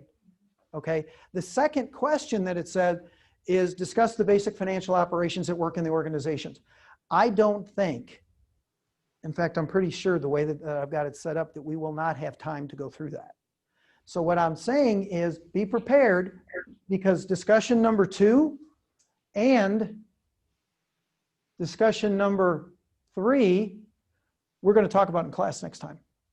Now, how I do that, whether I split you up in groups, haven't really decided. I think some of it will be, we might play around and see if I can do a breakout room. We don't know. We're flexible. We're gonna stretch all of us on doing this. Okay, does that help? Yeah. Don't worry about the discussion questions because in my opinion, as long as I can see that people are somewhat paying attention, you all have it easier because I can physically see you.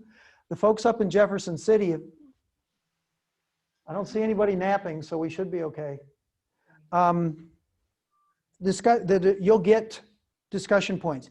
And I will never take a point away from somebody without telling them why I did that. Okay? And I'll give you, let me give you an example. Class starts at 6 o'clock. Somebody just is tooling in here at 7:30 and didn't send anything, didn't text, didn't send an email saying, I'm running late because it could be baby stuff. I don't care what it is, but they just come tooling in. And I'm like, okay. Life happens. Remember I said that. That's okay if life happens. But what should you do? You have a commitment to be here at 6:30. Excuse me, 6 o'clock, not 6:30. Sorry, 6 o'clock. We'll have the tech working, but no, 6 o'clock is when class is going to start. That's a responsibility you have to everybody in the class. So if you show up late and I don't know about it, I can see me dinging you. I can see me taking some of your participation points because you weren't here to participate. Now, if you show up and I'm going to be coming in and out of the groups if I set it up through Zoom, which means if I pop into a group and all of a sudden I see a blank screen, where's so-and-so? And if they say, oh, if I hear like this long pause and nobody says anything, then I'll go, chances are what I would do in that case is probably email that person and say, explain to me what happened. And if they have a legitimate reason, like I had to go to the bathroom, you know, something like that. I told you 7 o'clock, it's 7:30 and I'm just now getting to the break. If I told you something like, or if something like that happened, that's understandable. That's understandable. We also have chat boxes where you could send a chat privately to me saying, we'll be gone for a minute. Da, da, da. There's a lot of ways to communicate through here. We just have to use them. Okay? Any other questions? Jefferson City, any questions? Okay. According to my watch, it is 7:32, almost 7:33. I would like everybody back in place by 7:40. That's 8 minutes. 7:40, we can do that.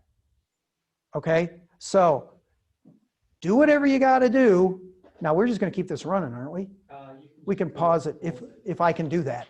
Okay? So take a break. You got about 8 minutes and then be back. Right here? Yeah. Long hasn't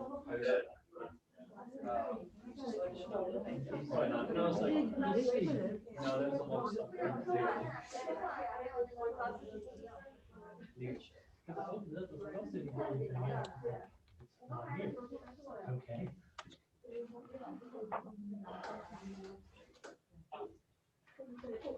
Is the recording back streaming? Should be.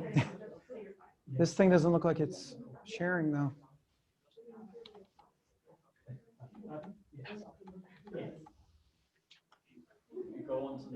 Go onto the Zoom, yep.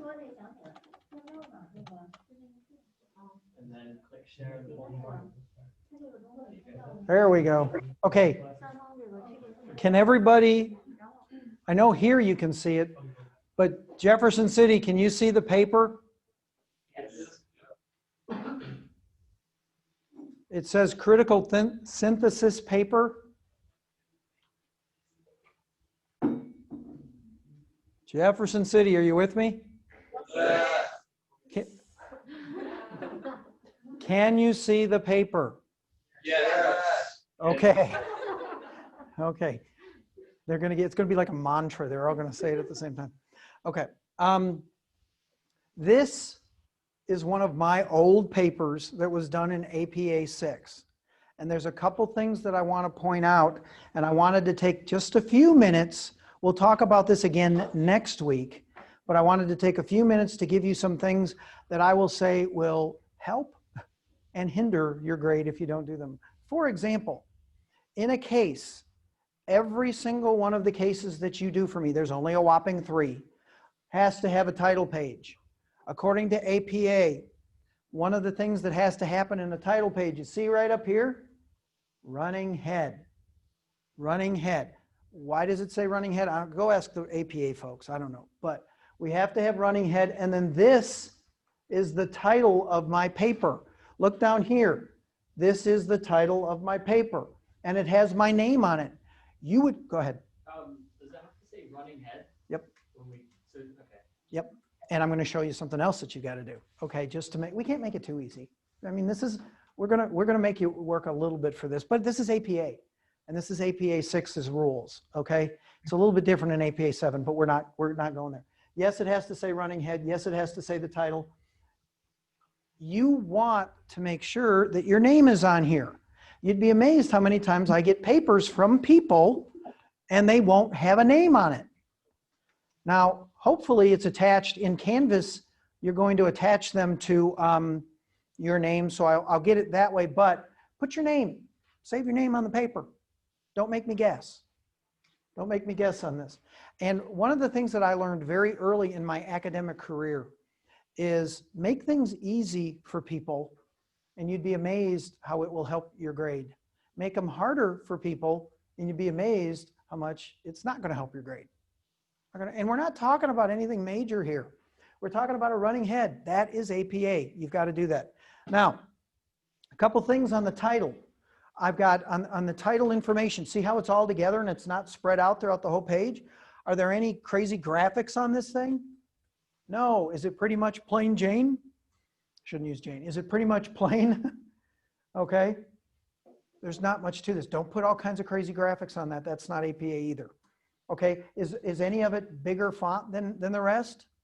Do you see any bolding on that? There's none. There's none related to this. Okay. We're going to try and do this. I'm doing it backwards, so we'll see. Now look at page number 2. What do you see on the header? Well, page number has to be in this corner. It doesn't say running head, but it's capitalized. All of this is capitalized. The title is capitalized, but it doesn't say running head. And you're going to have to, you might have to do a little bit of research in Word, but you have to have a different header page, a different title on the header page than you do in Word. All it is a click of a button. Click of a button. We're not a Word class, and to be honest, I'd have to look around. I don't really know how to do this. The way I learned how to do it was my wife was the executive secretary for some mucky muck over at UT for years. She knew how to do this, and we even had to play with it for a fair amount of time. So I learned how to do it once and then copied it over. Copied it over from paper to paper to do this. I'm not saying I'm proud of that, but it works, okay? It works. The first time that you do a paper, what I would say is this is not an APA formatted title page. And you might lose a few points in the clarity area of that, but you're not going to lose a ton of points for this. The second time, if you don't correct it, I'll start to take more points. Now, let's take a look at content here, okay? When we're talking about the content, one of the things, the rule of thumb is if something is not considered common knowledge, like we breathe air, the sun comes up in the morning, okay, cite it, support it. This information came from the program, and actually in this paper, it was a critical synthesis paper. I had to put this header on there, which is why you don't see any citations. But get into the body of it at all, and you're going to see that there's a citation in the first sentence. My strong suggestion to you is, if in doubt, cite. And when you think you've cited enough, you haven't. I have never, I told you it's been over 20 years that I've done adjuncting and now done full-time teaching. I have never had anybody cite too much. Never. I've never seen it. So if you want to take that challenge, go for it. If you think you can do it so you can cite enough, I've never seen it. I've never seen it. What this does, it says people with titles who have institutional power are not always the best leaders. This individual said something very close to that. So instead of me just making the comment saying people with titles, people who think that they're big mucky mucks, okay, who have institutional power, are not always the best leaders. And I'm sure we've seen that before. Okay, we're not talking about content here so much. But if I just tell you that, it only means so much. But now I've got somebody, what I would call a credible source. This was actually one of the instructors in the doctorate program. That's who said it, so I used his own words back at him. Okay? Be careful when you're citing people like me, because when you do that, you have to make sure your reference is correct. And it's hard, it's kind of difficult. APA is not the easiest to reference verbiage. I actually had to go to them and have them help me do this. But if in doubt, and especially if you're going to find readings, here's a trick. There's a thing called Google Scholar. Have any of you ever heard of Google Scholar? Google Scholar is wonderful. And when you click the two little quote things on there, that means you're going to cite it. Okay? And if you cite this, what it'll do is it'll pop up a screen and it'll say MLA, APA 6, and it'll say Chicago, and it'll give you different options. Well, guess what it just gave you? All of the information on how to cite an APA. You should never be wrong on this. If I think about it, next time I'll pull up something and show you exactly how to do that. It's easy. It doesn't always, now if you copy and paste the stuff, it doesn't always come into Word correctly, but you might have to look at that.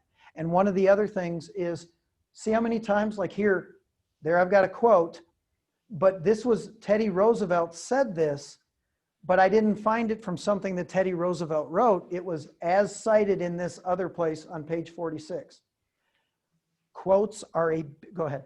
So with Google Scholar, sometimes they won't have like the DOI or like the journal website. Yep. Are you going to take away points if I don't have DOI? I don't get, as picky as you're going to think I am, I'm not looking up all of your resources. I will tell you, I am not going to all of your individual resources.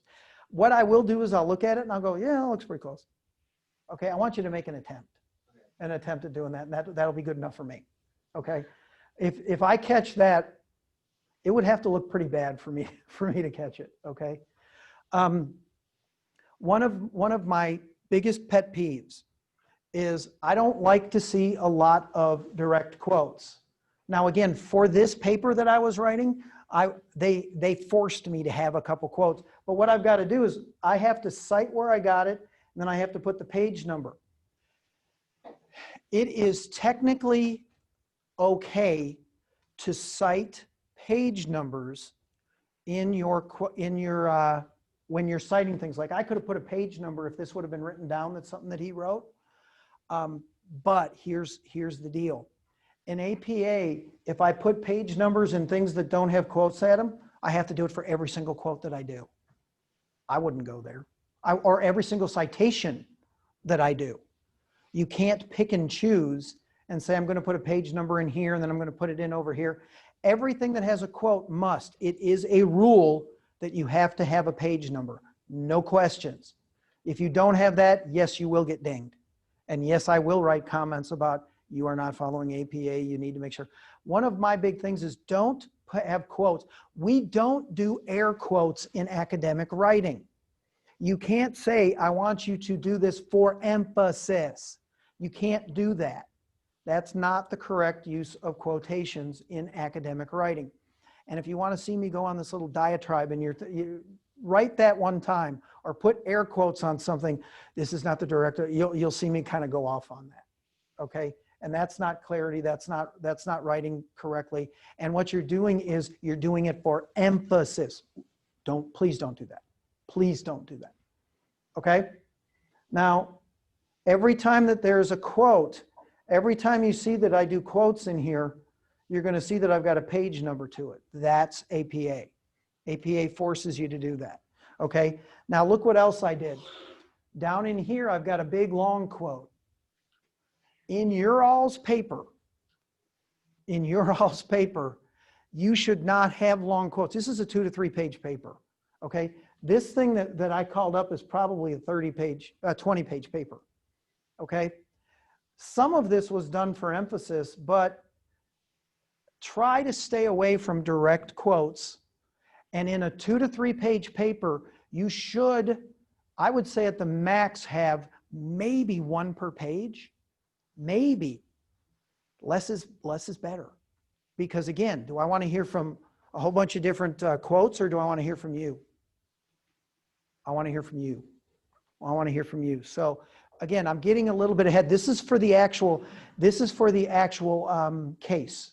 This is for the case, and this is how we have to write for this. Okay. And I'm just kind of flying through this stuff. And you could, now one of the things about APA, which some people don't like, Look at how obnoxious this is. All of those, look at all the different, okay, I'll give you a little hint. We had a program when I was getting my doctorate. It was called EndNote, and all I had to do was click on a button up on top and it did it for me. I didn't have to manually do this. I don't know that I'd be doing citations on citations on citations in your papers. You don't need it. You don't need it. And chances are if you do that, I'm going to go hunting to see if these two are the same. If these two, if there's a relationship between them, because they better be about the same thing that you just talked about up here. Okay, does that make sense? Cite. Now look at how many citations I have in here. Okay, there's one, there's another, there's another, there's another. So some people will criticize APA and say it's very choppy and it's hard to read. That's APA. That's APA. So remember what I said about anytime that something isn't common knowledge, you should cite it. Look at how choppy this is, but that's APA. That's the way I'm going to be looking for you to do this, is in APA 6, which is the way this is. Okay?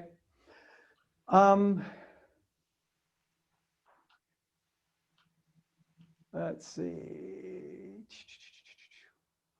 I want to get to the bottom of this to show you one more thing. When you have 3 authors or more, is it okay to put et al. First? No, you have to list them the first time. That's 7. 7 doesn't do that, but 6 you have to list them the first time. Okay.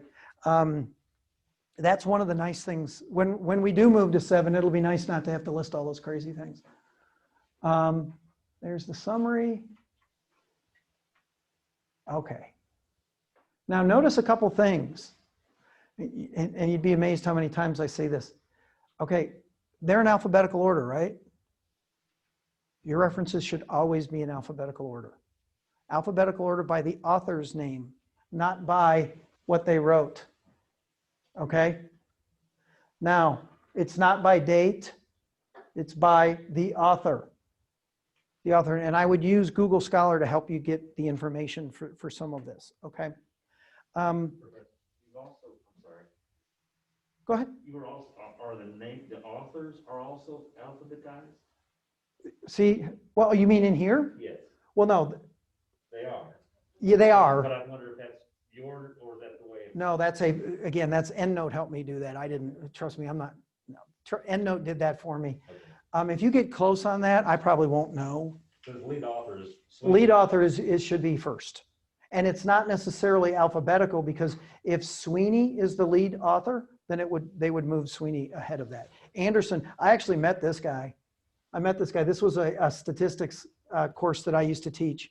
And I went to a seminar once and actually got to meet, I met this guy. This guy's retired and this guy doesn't do anything anymore, so they have other people that do the work for him. It was really interesting. Really, you want to talk about somebody who's on a different plane? Yeah, that Anderson dude was what he was like. Okay, they should be alphabetized. And as long, I'm not going to know, if you put this under S, I don't think that I'd catch that, okay? But I do, now notice one thing, look at the second line. Look at the second line of the citation. It's indented, right? That's APA. That's APA. So if you're going to do something like this, now there are some tools in Word, be careful. There are some tools in Word that will actually make you format this incorrectly. Incorrectly. I'm showing you how it's supposed to be done and all of these things. See, now this even goes 3 lines, but see how it's, the farthest over is the first line and then everything else is indented. Indented. So when I said when you cut and paste and bring it over from Google Scholar, it usually will not do the indentations correctly. So you're going to have to fix it. You're going to have to fix it. Now, okay, remember you were talking about being real picky about this? Technically in APA, what is supposed to happen is you see how there's a big E in essentials? And then none of the rest of this until you get to that semicolon. Oh, here we go. Until you get to the semicolon, none of it is capitalized, and then Cengage Learning is capitalized, okay? I don't think I'm going to get that nuts into this, okay? I want it to be somewhat correct, But I don't think I'm gonna, I would say that the chances of you getting a comment from me on that are pretty slim. Go ahead. So is it the whole thing indented or not indented, italicized when it gets to the second? Well, this is the name of a book. That's why it's italicized. This is actually a textbook. That's actually, did you take the stats class down there at Wesleyan? I'm sure you would have had to at some point in time. That's the book we used. Okay. That's the book we used. I just cited it in what I was writing. So they're all under italicized, they're all Or journals. See, this is a journal. But it's the journal name. It's the journal name that's italicized. So for example, if I'm writing out of Sports Illustrated, okay, and it's an article about who's a Braves fan? It's an article about the Braves, okay? Then what it would be is Sports Illustrated would be italicized, but not the article about the Braves, okay? The idea of me getting, you're going to be very surprised. I'm not going to get that. No, okay? I want you to be as good as you can be, and people tell me that I'm rather picky on some of the stuff. Not that. Okay. Not that. I'm more picky about, are you citing? Are you using your quotations correctly? Is there support for the comments that you're making? I'm much more concerned about that. Go ahead. I also noticed that your paragraphs were indented first line. Oh, that's a good point. Thank you for bringing that up. Okay, let's take a look at this. Every paragraph, okay? Every new paragraph needs to be indented. That's APA 2. That's APA 2. And there's a lot of styles that what they do is they bring everything over to the right-hand side. Well, if you do that, it's very hard to tell when your paragraphs start and stop. So indent everything. That's one thing I like about APA, is that everything is indented like this. Okay. So, okay, that looks a lot more impressive than it really is. When you start to write a lot of papers, you start to get a lot of go-to references. And it looks like, oh, look at this. He's got so many references. Nah, it's not that big. It's really not. It's really not all that. Okay. Let's see if I can get this back to the top. The main thing I want you to get out of this is, yes, you have to have a reference page. Yes, you have to have a title page. Yes, your title page needs to be formatted correctly, which means the first page needs to have a running head. Okay. And I know that sounds goofy, but that's part of academic writing. That's just part of what we do. And at the master's level, you should be able to do this. You should be able to do it. I don't think that this is asking for that much. Okay? And if the first time it's not 100% correct, I'm going to tell you what you did wrong. I'm going to tell you what you need to do in order to fix it. You might lose a couple points. Okay? But if you do it right the second time, if you do it wrong the second time, and you do the same thing wrong, that's when there'll be a little different comment like, we talked about this, okay? Or we're still seeing the same error. Questions on this? Questions on the cases? So everybody knows how to write a case. Should I just move the due date up next? Oh, I even heard that from down up there. No, I'm not going to do that. I'm not going to do that. What we will do next time is, I'm not going to bring up an actual paper because I did that once, and every single one of the papers that I got was exactly like the paper that I brought up. So that's why I bring up my old papers, because there's nothing in this that you're going to use for your stuff, okay? I'm doing this more for formatting. Everybody clear on that? Okay. Now we're going to see if I can do this. We're going to stop sharing, and we are going to share the screen, and let's see. Okay. Well, I only see one of them.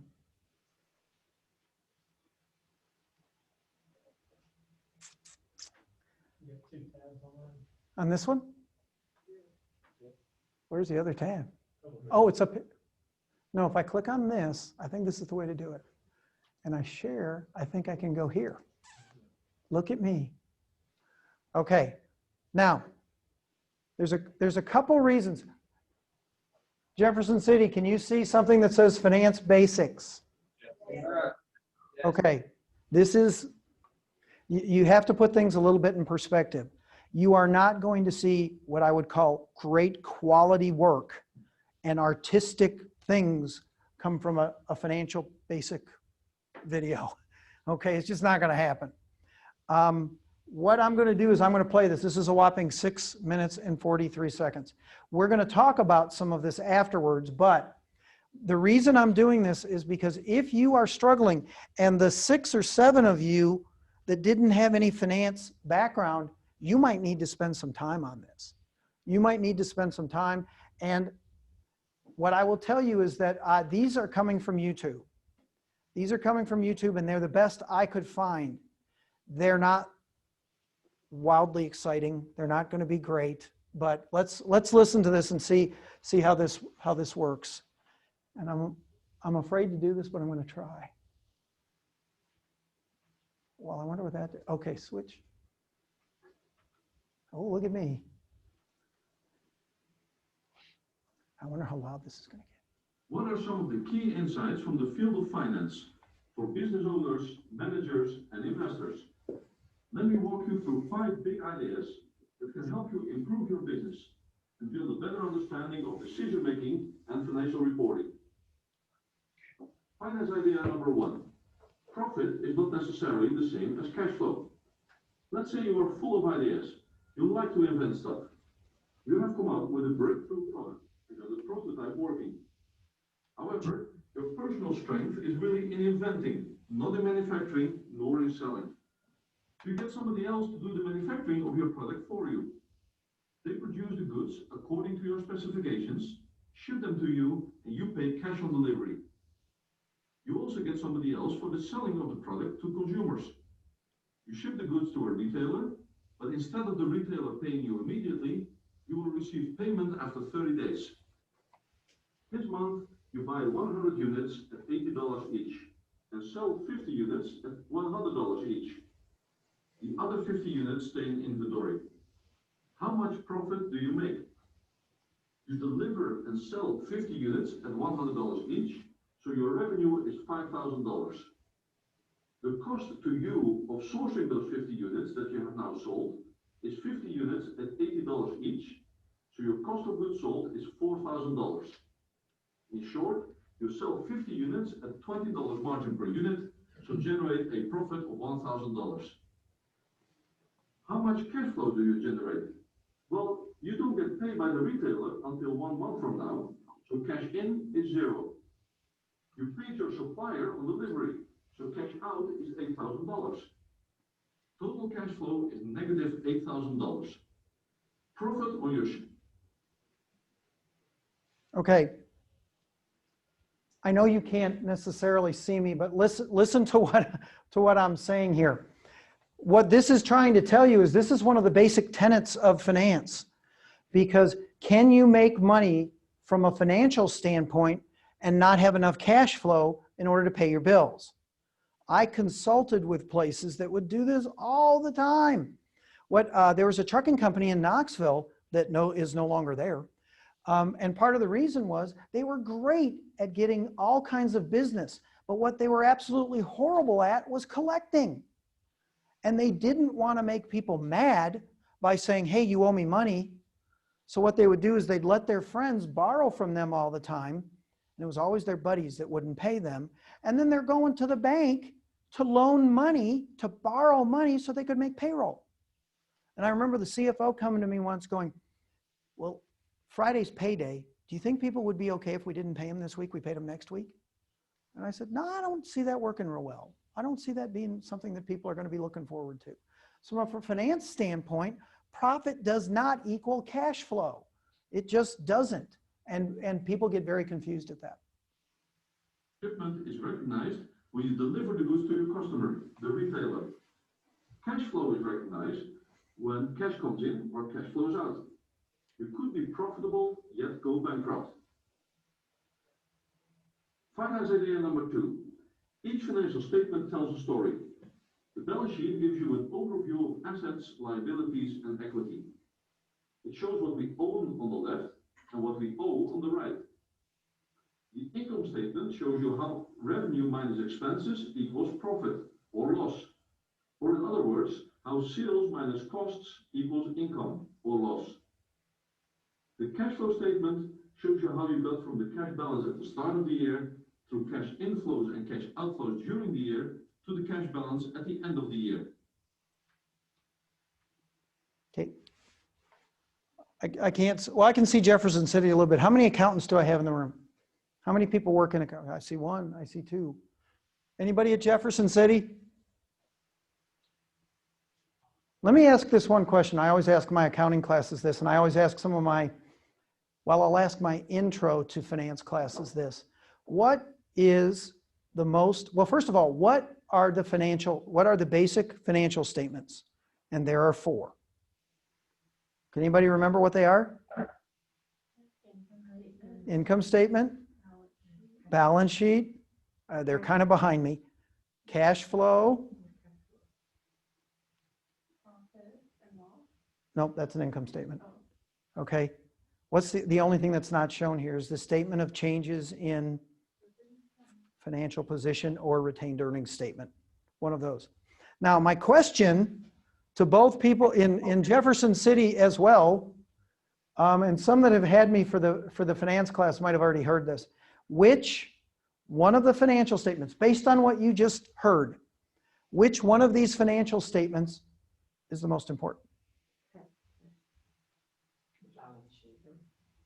I've heard balance sheet. I've heard cash flow. Jefferson City, which one? Cash flow. Okay, cash. I hear cash flow. Anything else? You're all wrong. You're still wrong. All of them. All of them.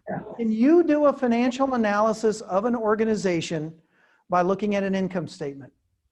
Depends on what organization it is. Yeah, but you're still not going to tell income and loss.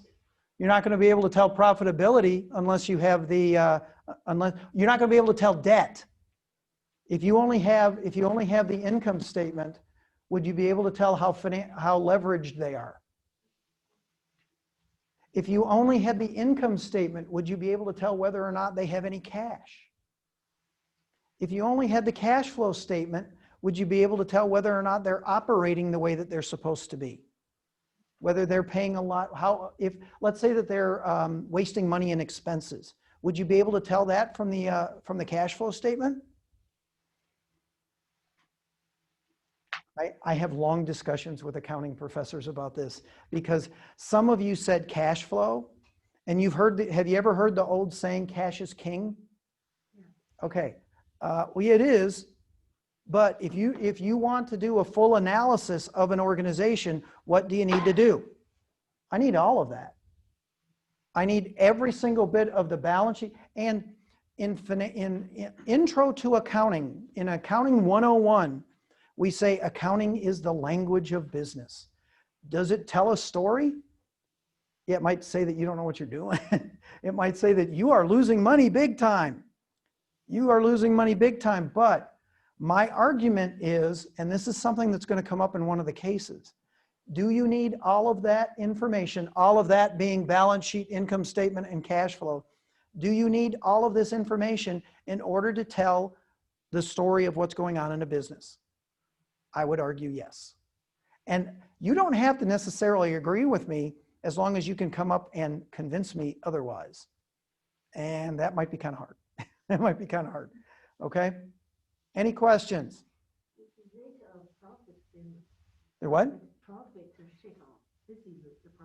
The income statement is the profit statement, is the profit and loss.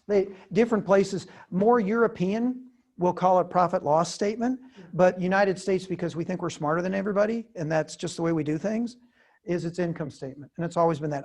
When I was first learning accounting, somebody said, here's this profit and loss statement. And I went, what are you talking about? That's not what we call it. Yeah, we don't know the income. Yeah. Yeah, well, you'll find that there's GAAP accounting and then there's IFRS accounting, which is international accounting. And Americans are the smartest in accounting. Just ask us, we'll tell you. I'm saying that kind of tongue in cheek because we think we're smarter than everybody. Okay. A balance sheet is a picture at a point in time, usually the end of the month, end of the quarter, or end of the year.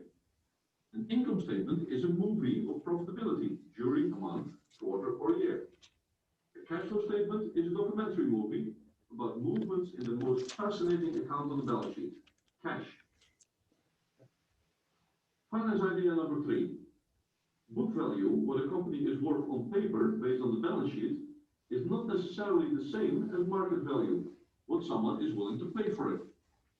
Let's look at Apple Inc. The book value of its equity on the balance sheet of March 30, 2019 is around $106 billion. The number of outstanding shares, 4.7 billion units. So the book value per share is around $22.55. If you look at the market value of the share price in early May 2019, you see the share price around $200. Book value or accounting value is based on the company's historical financial results looking back. Market value or economic value depends on the expectations of investors for the future of the company looking forward. Okay, let me ask you a question. Let's say that you had tickets to well, for me, it'd be tickets to a baseball game. Okay? There are people in this room that would actively not want to go to that. Okay? There are people that would want to go to that. Now, that means that those that don't want to go are going to value those quite a bit less than those that do want to go. So there can be a lot of things. Think about that bottle of water over there, okay? A bottle of water that somebody has. If you are let's say that you're outside and it's 90 degrees, is that going to carry a higher price? They call it utility value. Is that going to carry a higher price than if if it's like cold out or it's not warm? So when we value things, the book value is one, it's based on historical costs. Well, what do we know about historical costs? They're old. They're old. Some of you, I see computers. I see in Jefferson City, some of you have your laptops open. Well, what if I said to you, some of you might have paid $1,000, maybe $2,000, $3,000, whatever it was for your laptop. Okay, is it worth the $2,000 or $3,000 today? I paid, on my laptop, I paid the better portion of a couple $1,000s for it, maybe $2,500 for it, about 5 years ago. It's about time for me to get a new laptop. So that thing is not worth $2,500 anymore. The value of things, because it is subjective, because different people value different things at different times, that's why you get this difference. Plus, when we're talking book value, it's old. It's old and outdated. That's one of the knocks that GAAP accounting has compared to international accounting. But international accounting will change the value of assets based on an appraisal. Now, the problem that I have with that as a former accountant is that appraised value is somebody giving me a value. If I had an asset that was worth something and I asked every single person in both rooms, Jefferson City and here, what it was worth, you know how many different opinions I would get? As many as there are people in this room. As many are there. That's one of the issues we have with appraisals. Can you agree on the number? You might get close. You might get close. And that's where, from an accounting standpoint, I'm like, you can't give me a good number. I'm not going to write up assets because you told me it's worth $1,000. You told me it's worth $500. You told me you're not going to give me 10. Okay, different people will give you different prices, and that's the reason that we have the book market and the book value and the market value are different. Finance idea number 4. There are many ways to drive operating income. If you listen to CEOs and CFOs, it sometimes seems that the only thing they can think of is cost cutting, and more cost cutting. While that could certainly be an appropriate way forward, there are more options to choose from. Price. Are you charging a price to your customers for your goods and services that accurately reflects the value you are creating for them? Volume. What opportunities do you have to sell more units? Mix. Can you focus more resources on selling the higher margin products and services in your portfolio versus the lower margin ones? Productivity. Can you generate the same amount of output with fewer resources or more output with the same amount of resources? Sourcing benefits. Can you renegotiate your contract with your existing suppliers to get lower price or more value? Or can you find alternative suppliers that give you a better deal? Spending more. Can you spend more on research and development to develop your product or service faster and better and generate more revenue and margin? Can you spend more on marketing to establish your brand? Can you spend more on learning and development to improve the skills of your employees? Finance idea number 5. Okay, on that, one of the things that you have to worry about is when we're talking about finance, and as finance professionals, what is the most important? Where should you be spending your time, money, and effort? Should you be spending when I was the controller of a restaurant group down in Sevierville for, oh gosh, about 5 or 6 years when I moved here. One of the issues that we had all the time was marketing kept wanting to spend more and more and more money. And what I would say to them is, what am I getting for the ad that you are placing? And many times what they would do is they would say, we're going to place an ad and it is going to increase our sales for the next 3 months. Okay, I'm good with that. Let's say that sales stay exactly the same. Have I gotten any benefit for that money that I spent? Well, I don't know for sure, but there's no discernible. You can't prove to me that it did anything, okay? Now, one of the things that we deal with in finance is, I used to live in Missouri for a while. That's why I'm a big Cardinal fan. And what we would say in Missouri is show me where that gives me a benefit. Now, if it is something that's going to happen farther down, like a month or two down the way, that's what they argued all the time. Marketing would always say, we can't see it now, but we can see it later. And they're right, you can, but that's not a year and a half later. I was thinking maybe they were doing something wrong with a different part of business. Well, but I'm just talking about if you look at marketing and the only thing that has changed, everything else is the same, hypothetically. If everything else is the same and the only thing you did was spent more money on marketing and your sales don't go up, okay, you told me if I spent $20,000 on marketing, that I would get at least $20,000 additional in sales. Well, what I would always say is that's a lot of time and effort to spend $20,000 and the net effect is nothing. But you're right, there's a lot of other variables that come into this, and that's part of the thing that we have to look at with finance. Is it just a one-to-one with marketing? In the hypothetical that I talked about, the only change was marketing. That's rarely ever the case. That's rarely ever the case. But that's one of the things we look at when we talk about generating more operating income. One of the things that you'll notice is, like in retail, for example, if you've ever gone down in Knoxville, we have good old Best Buy, right? Best Buy many times, which Best Buy is a local retailer that sells electronics. For those of you, up in Jefferson City, if you haven't been down here, they're pretty wildly known. But they will sell things occasionally that are under their cost. Now, the reason they do that is because they want you in the store.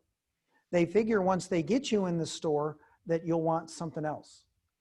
I have been at multiple times barred from Best Buy because I'm not a techie, but I like toys. And I'll go in there and I'll see something like, I've got my little remote thing over here. I'll see that and I'll go, ooh, that's kind of cool.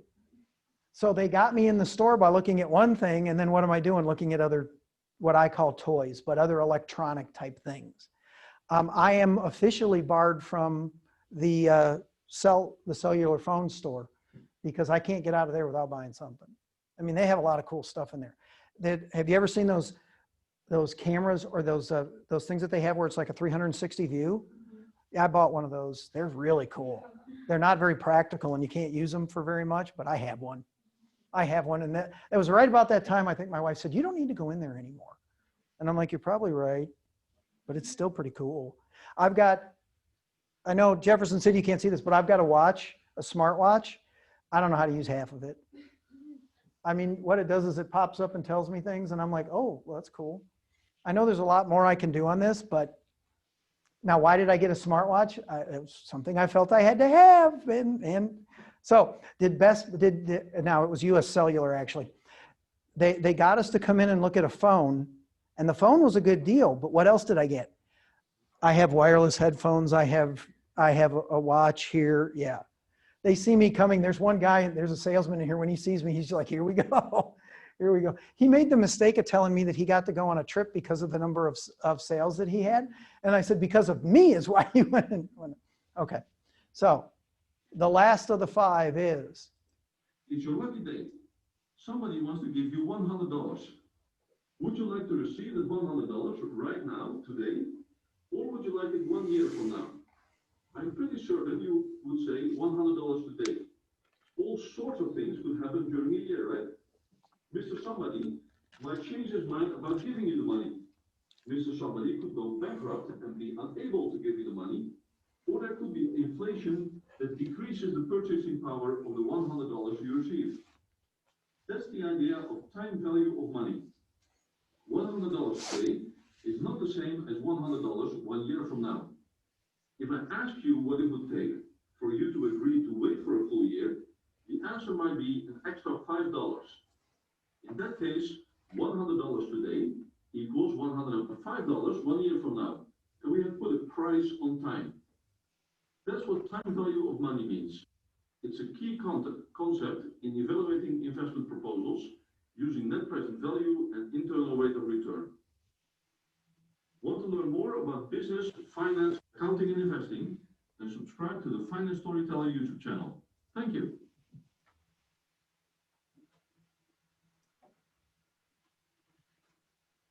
When you think of See, I knew that was coming. What comes to mind? Don't worry, this is not my course. I have something just a little more special planned for you. Do you want to learn about accounting and finance in a way that you've never been taught before? Of course you do. My visual approach will teach you everything you need to know, and it will be a lot.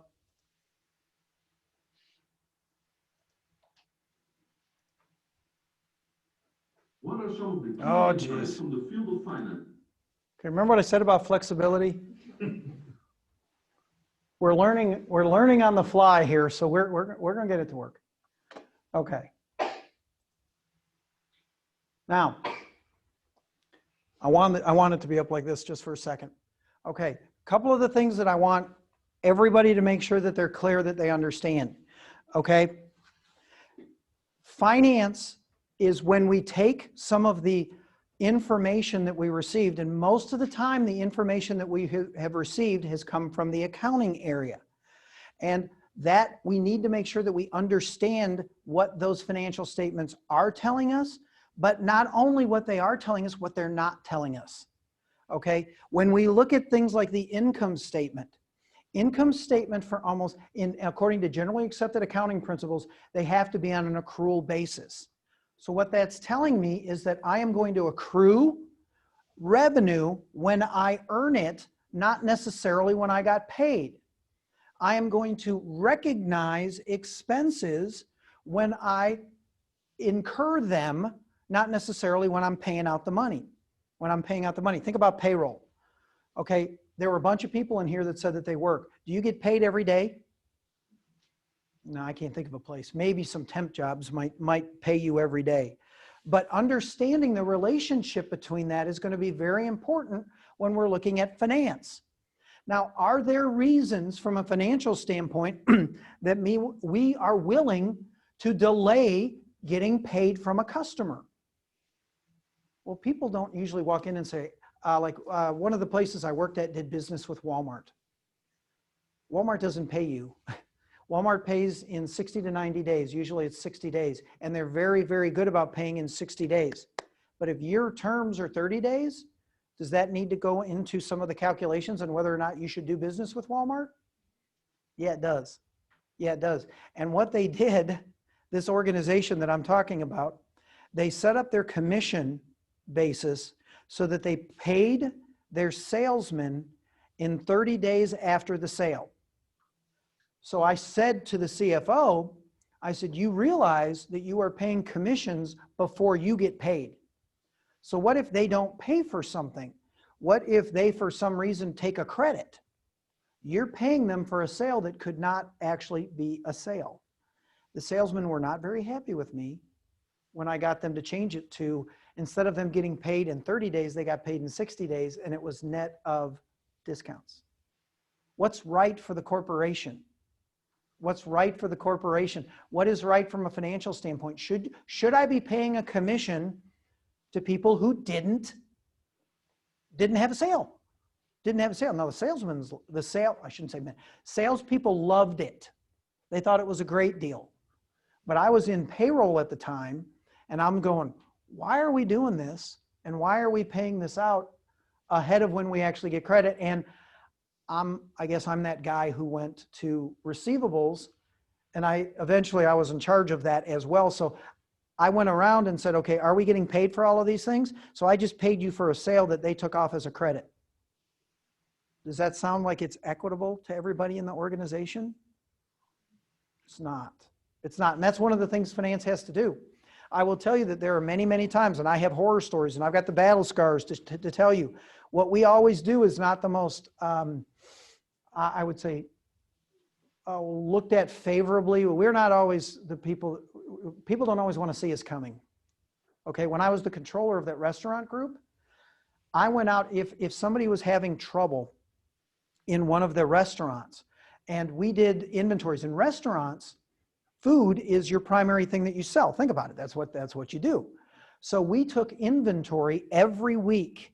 Every week we had an inventory. Well, if all of a sudden you're losing all kinds of food, I would show up.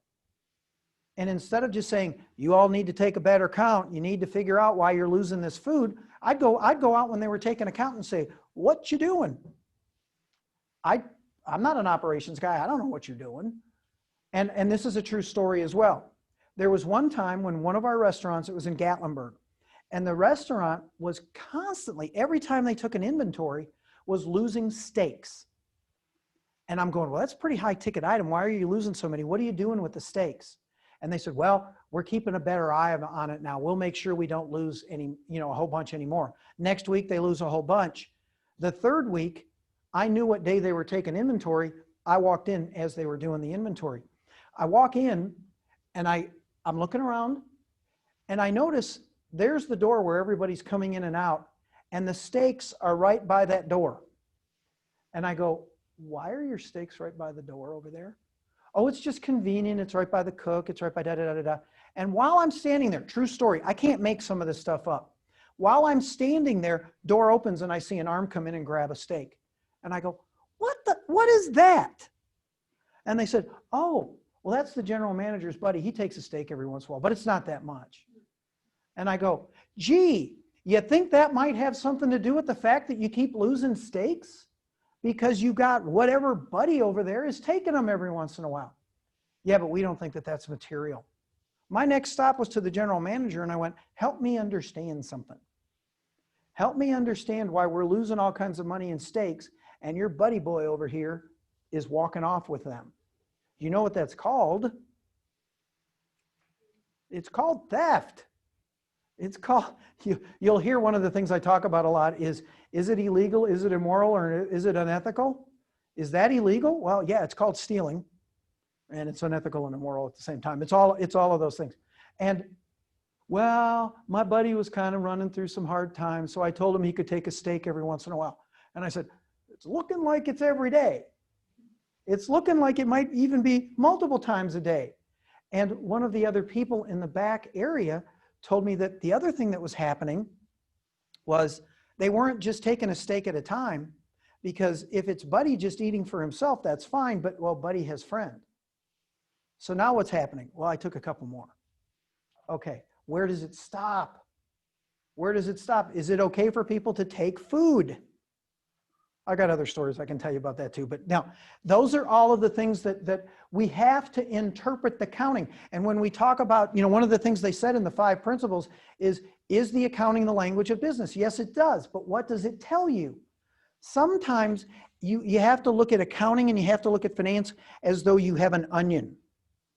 And when you look at this onion, you peel off a little bit of it and you go, ooh, what's that? And then you peel a little bit more. But is it expected that you're going to know every single bit of this? Absolutely not.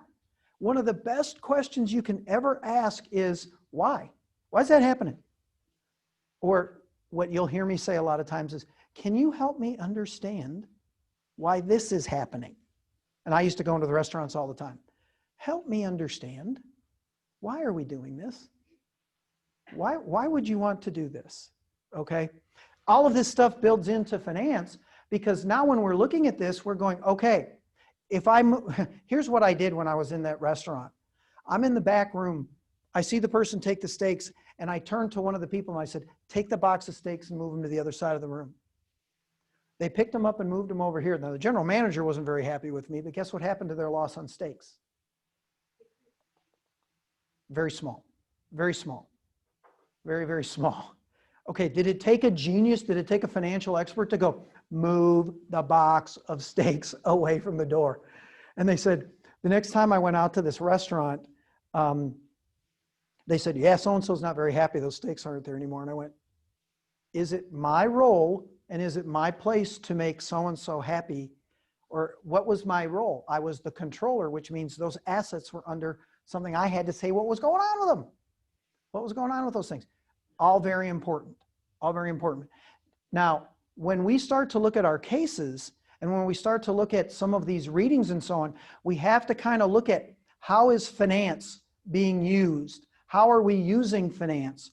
What is finance telling us?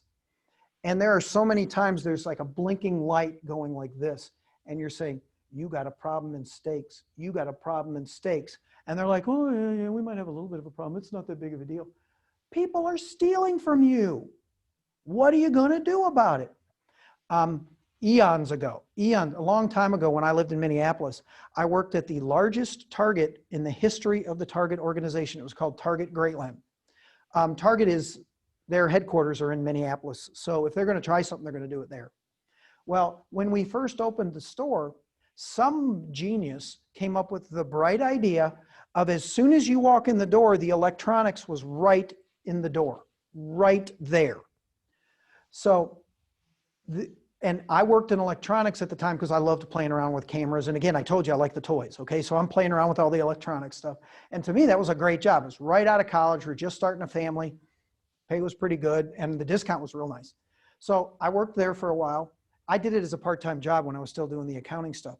So the loss prevention people, security folks, come up to us in electronics and say, hey, we're watching those folks over there. We think they might steal something. You know those little bitty TVs that they used to have? Now they've got all this flat screen stuff, but you know those little bitty TVs that you used to have? They put them right by the door. They put them right by the door to come in and out. So inventory control was basically standing there watching them leave, leave, leave. Yeah, and I was quite a bit younger, and the security guy says to me, we think those people are going to run. Let's chase them. And I go, we'll get them. So we see the person run out of the store, and the TV was about like this, and they're running full out. And me being the, and I was at the time, this was at the time, I was in better shape. So I take off and I am full out sprinting. And we come to the end of the building, and all of a sudden the security guy grabs me. I bet I just smacked it right. But he grabs me by the shirt right here. And I go, what's going on? The person who was stealing the things ran into a car right there. He goes, you don't want any part of that car. You don't know what's in there. What if they have something that could stop you? But I'm sitting there going, but I want to get the car. And I'm getting all excited. Okay, inventory control. Was I worried about inventory control at the time? Even back then, I was like, nobody's going to steal from us. I'll show them. Now, what were a couple of things that Target could have done that could have stopped a lot of that thing? Stop a lot of the theft. What a genius. What she said was move electronics. When they remodeled the store, guess where electronics got put? In the back corner. In the back corner. And we're sitting there going, okay, this is a multi-billion-dollar organization. And somebody goes, no, let's put the really expensive stuff right by the door. Nobody will take it. It'll be okay. And then they said, okay, what we're going to do is we're going to put security there. Well, what does that mean? They had the security. Now, this was back a long time ago. So even when you had the metal detectors, if you will, all you had to do is put it around the outside of it and they could take it. So it wasn't. And if the alarm goes off and somebody is sprinting toward another car, do you really think they're worried about something buzzing? It was just mistake after mistake after mistake. But our good intentions sometimes happen. Do people always think about the financial implications of what they're doing? Oh, it's convenient to have that here. They're what? Get more eyeballs on it up front. And this is another true story. I had some friends that worked at a Kohl's, the one right over in Westtown. And Kohl's actually had their cashiers where they were facing forward for years. Everybody faced forward. And what they did was they did a remodel and they took their cashier and faced them toward the door. Now, why did they do that? Why do you think Walmart has greeters? Do you think it's to hire some of the, I'll call them the octogenarians, the elderly folk? No, what it did was it served a purpose. People will not walk out and go like this. Hey, I'm going to steal this. Do you mind if I do this? Okay, if you are there and you physically make eye contact with them, they're not going to steal from somebody that they know. And there are surveys and there are behavioral studies that show this. You don't need a financial expert to come in and say, all you got to do is have, and again, one of the reasons Walmart took some, I will say, elderly people to do that is, do you want to steal from grandma and grandpa? Okay, that honestly was one of the reasons they were doing that. They sold it as though we're giving these people who are, they called them 2-timers or 3-timers, they're coming back for their second or third career. We're giving them an opportunity to make all this money. Yeah, okay, fine. Did they do it so that you wouldn't steal from grandma and grandpa? That's why they did it. That's why they did it. Some people think grandma and grandpa can't run inside. Well, no, there's no doubt. There's no doubt that there's going to be people like that. Plus, there are people that no matter what you do and how many safeguards you put in, it's almost like you're giving me a challenge. And I'm going to try and steal from you regardless. I'll make this one quick. But when I was working in a retail store once, we had 2 young ladies who were with little bitty kids. And it was obvious that they were stealing. They weren't even good at hiding it. Okay, they're doing stuff like this. And they're like looking around, trying to look real nervous and everything. Everybody knew what was going on. The security person comes up to me, hands me this microphone or this walkie-talkie that literally is about that big. I mean, it's this big, huge thing. And she said, stay away from them. And then if you see them steal, when they run out, we'll catch them. And I'm like, I know what's going to happen. And this is going to mess up those girls big time. And they've got little bitty kids with them. Now, social distancing aside, I'm doing stuff like this. I'm probably 3 feet away from these young girls going, yep, I think they're going to go. I definitely think, and I'm yelling into the microphone so that they can hear me. They can hear me. I was hoping that they would be obvious that we're watching them and we're going to catch you. It didn't turn out well for them. Okay, they ended up running. I had one of my cashiers, when I was in charge of the cashiers at the time, I had one of my cashiers grab a metal bar and say they were going to go hit them with it. And I'm like, this is just turning out wonderfully. This is just great. Okay, all of this was inventory control. And are people going to steal regardless? Yes. I tried to make it rather obvious that we were there and we were going to catch you. We were going to catch you. So any questions on this? Do you see how the interaction occurs? Okay, we've got one more video that I want to watch, and I'll try not to stop it as many times. This one's a little bit longer. It's wildly exciting, just like the other one too. So, oh, I think I want to go back.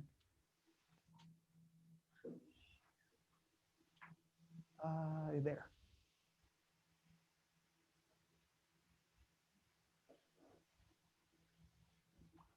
Go away.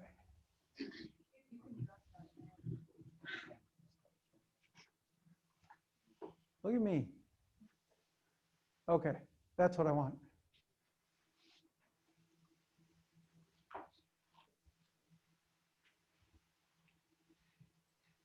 Our accounting tutorials are kind of slowly moving to our intermediate courses, And we're gonna have to know some financial keywords and equations to kind of value some assets and liabilities. So I thought we'd start on corporate finance, and we begin now so that by the time we reach intermediate finance, we would know already quite a lot about corporate finance. So to begin, when you think of the word finance, a lot of people think about personal finance. You think about your own bank, maybe Citibank or Bank of America. In Canada, of course, we have like TD, CIBC, BMO, or I'm trying to get out of your way. National Bank. And you have many different investments. You have kind of savings accounts. You have checking accounts. Of course, there are those high interest savings accounts that really aren't high interest savings accounts. They really don't yield a lot. And if you have a higher risk tolerance, you might be interested in bonds or shares of a company.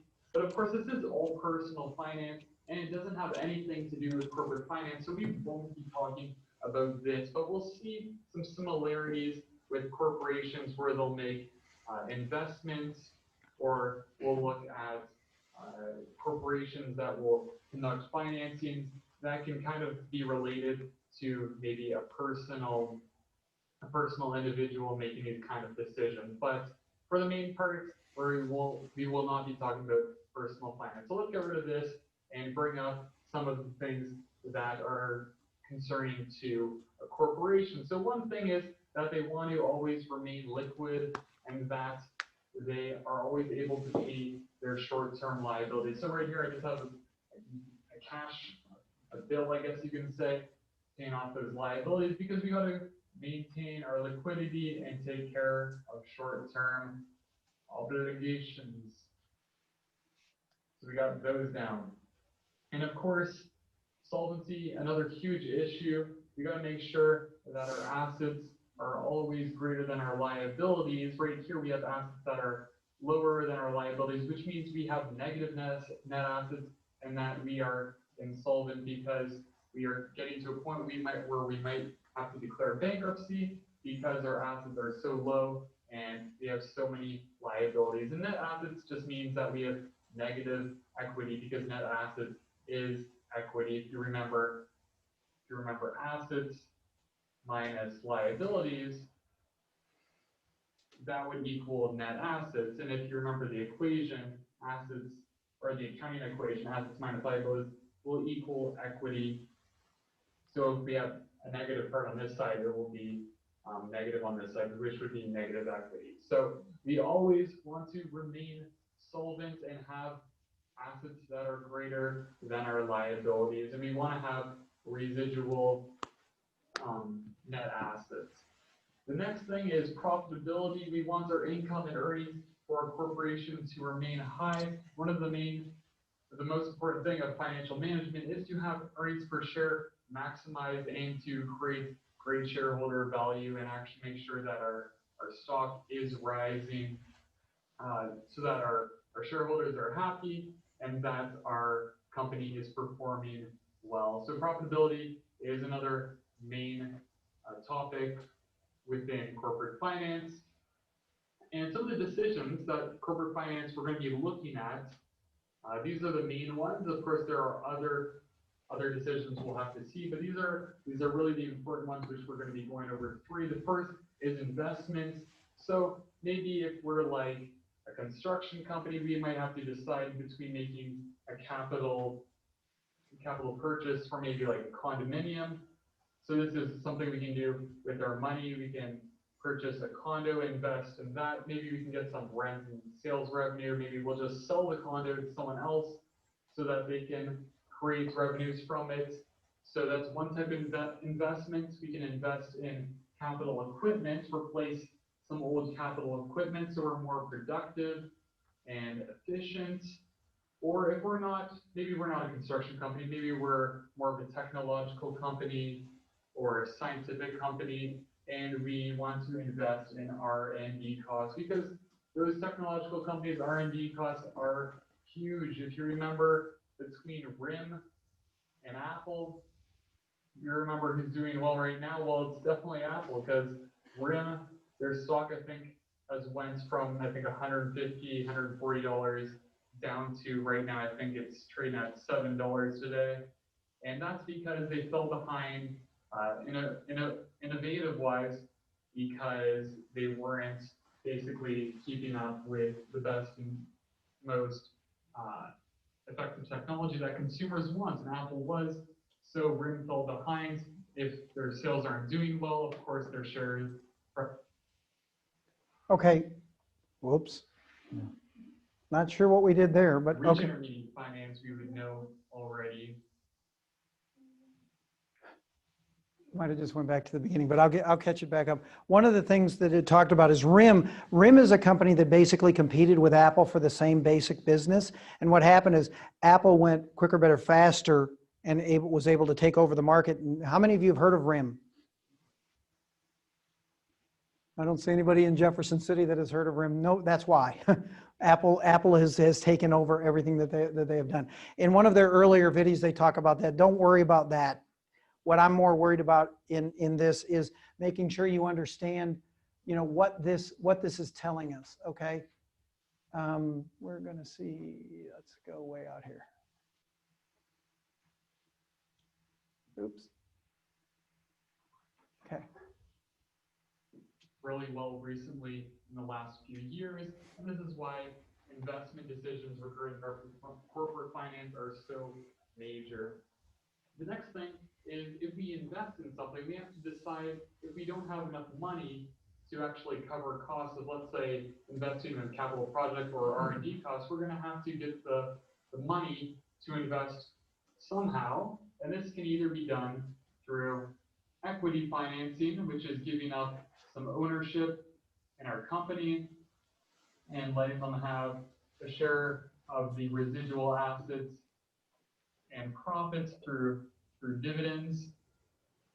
Or we can have debt financing where we do not give up ownership, but we do have to make fixed payments to them through interest. Because if we have a $1,000 bond, that is extremely important for one of our cases.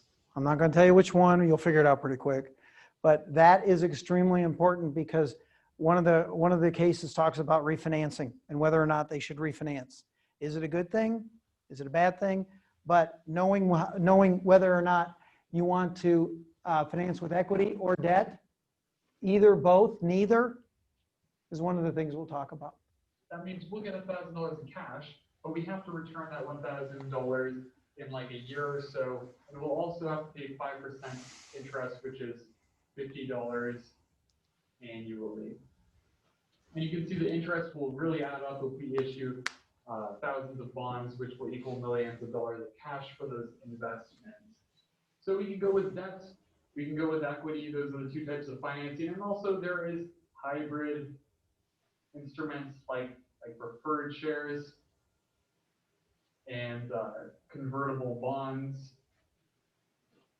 There's many different hybrid instruments, and we're not going to go over these too much in the near future, but you should mainly worry about equity and debt financing because those are really two major parts of where we're going to be deciding how to raise money for our projects and investments. And of course, never forget the word bonds. You can't think of that instrument's name, you can think about this guy, and he'll always remind you. So let's go to the third topic of corporate finance, which is really major, and that is the management of working capital. Working capital is current assets and current liabilities, which I've said over here. And it has to do with collecting receivables, which are those accounts receivable, so money coming into us, collecting cash, really converting those receivables into cash, I should say.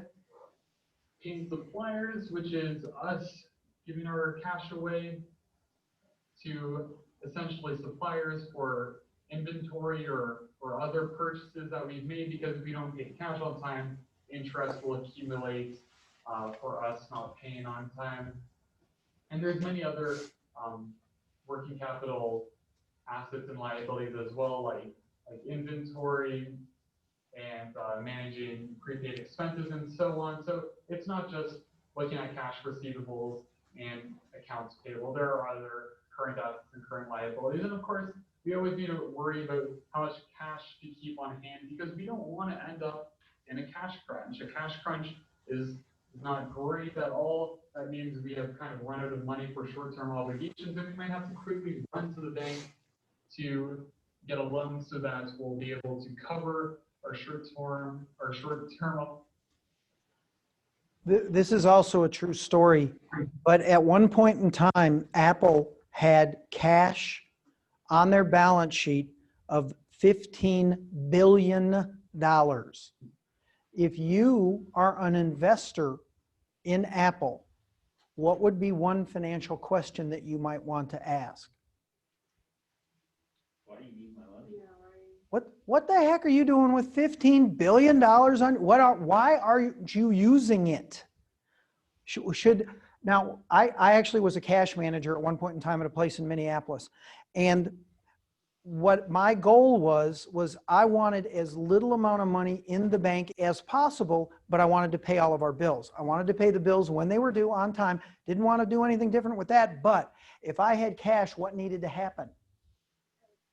I got to invest it, spend it, invest it, do something with it. Now, the story with Apple and why they had $15 billion in cash was they had 2 or 3 deals where they were going to buy companies that were not small companies. Obviously, they were going to be like millions of dollars, if not billions of dollars. And what they were doing is none of those resources, none of those deals finished by the time the financials had to go out. So they were a note that they thought they were going to happen, but people looked at the balance sheet and it showed $15 billion. If I'm an investor, I'm going after somebody's hide for this. You don't sit with $15 billion. You better have 0 debt, and you better have nothing that you owe anybody anywhere if you have $15 billion in cash. And then my next question would be, why don't you go buy something that's going to make money?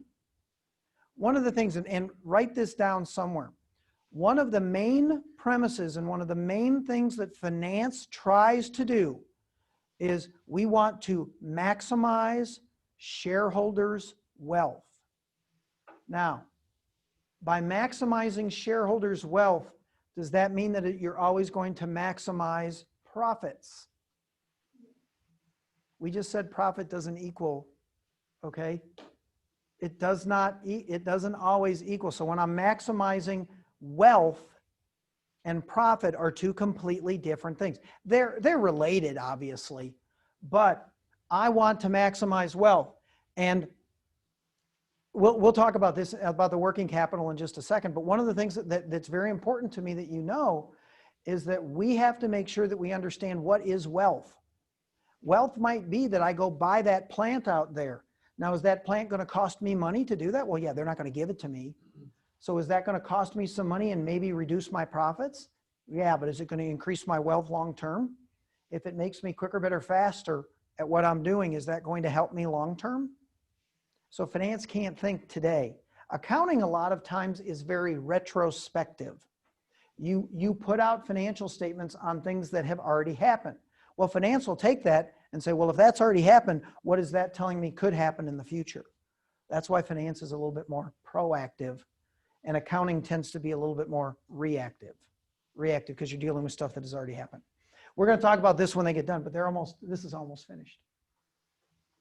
Obligations and be able to pay our suppliers or our creditors, and that might give us a higher interest rate, which leads to greater interest costs. So you always want to have cash on hand for the next short-term foreseeable future. And finally, I should say good financial management, of course, is important to a company, but also the business model, the product, how you treat your customers. Those are all very important to the business. But companies that have done well with corporate finance and managing decisions like investments and financing and capital or working capital are companies that are absolutely huge. Like one I should say everyone knows is Apple. Apple is the most valuable company in the world. It has a value of $595 billion.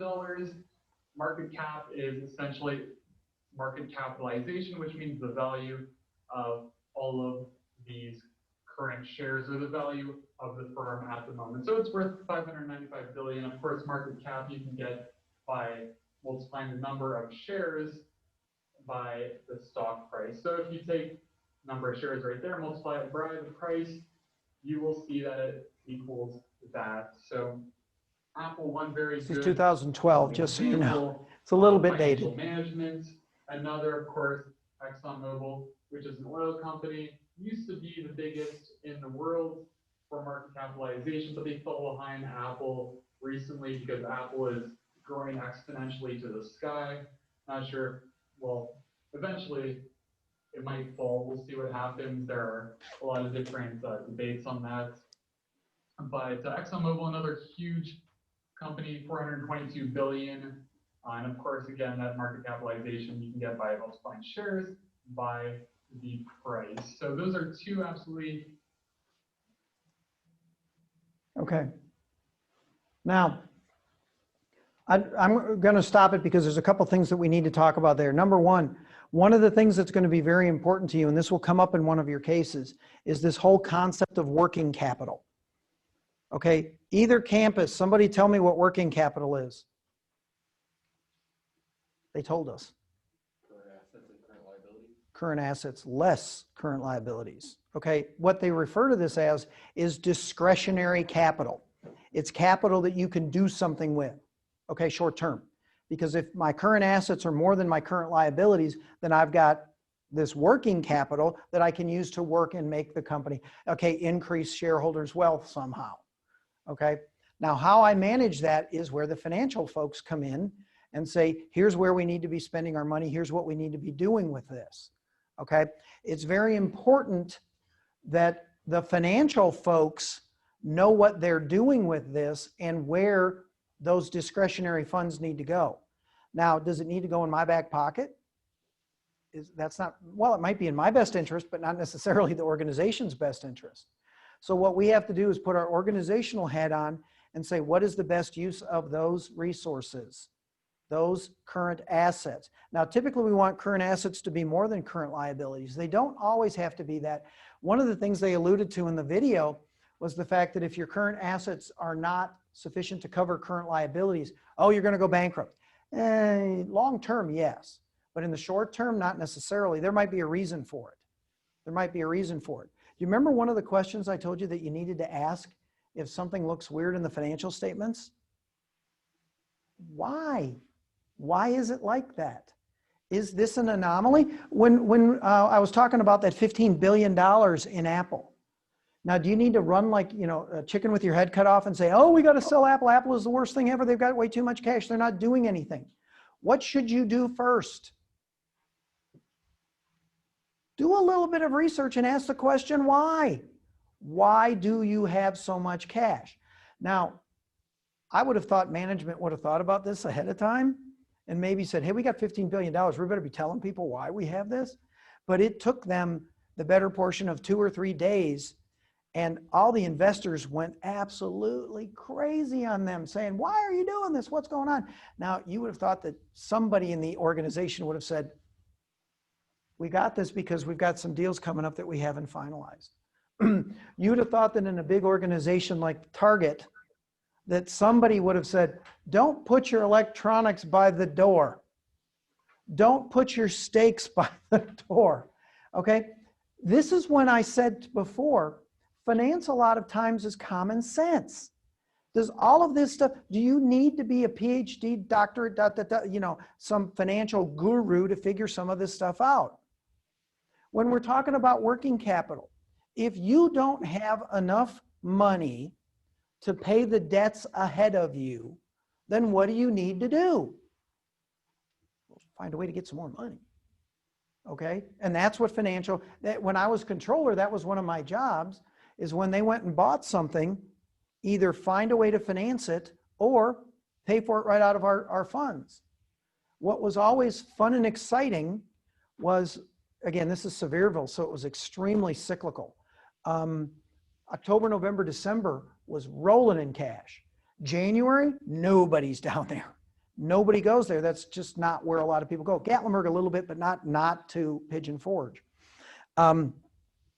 So if we had bills, I didn't want people buying a lot of extra stuff during January because I didn't have any money.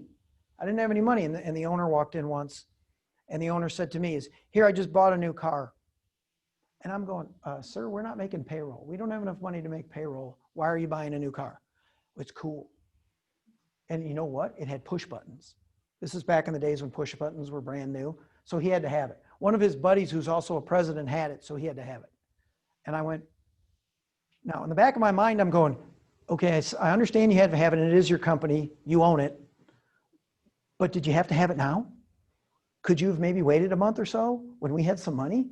Because as soon as spring break kicked in, now maybe not this year, but as soon as spring break kicked in, we started to generate cash again. Okay. And I'm like, so I had to go to the bank. I had to borrow money in order to finance this guy's, it was like a $30,000 car that he got for the main reason that it was cool. You will get stories like that. Now the financial professional has to sit there after I was banging my head on the wall going, I don't know how I'm going to make payroll and you're running around buying new cars. Okay. This is when you have to look at, are you allocating out resources correctly? We're going to see that in some of our cases in what is the way to finance an organization? Are there ways that will work more efficiently for the organization? One of the things you cannot deal with, and one of the things I'll caution you, even when you're dealing with some of these cases, the case will pose a question. The first two are pretty straightforward, what's going on. And what it will say is, should you do this or should you do this? Well, is it always just A or B, or is there another alternative that could be maybe a hybrid of those? Think outside the box. Think outside the box. Now, I would say don't get crazy on me, but if you come up, I like seeing creative alternative ways to do things. Now, as long as it's not illegal, immoral, or unethical, you know, I'm going to get, you know, Guido the mobster to come in and take care of the, no, we're not doing that.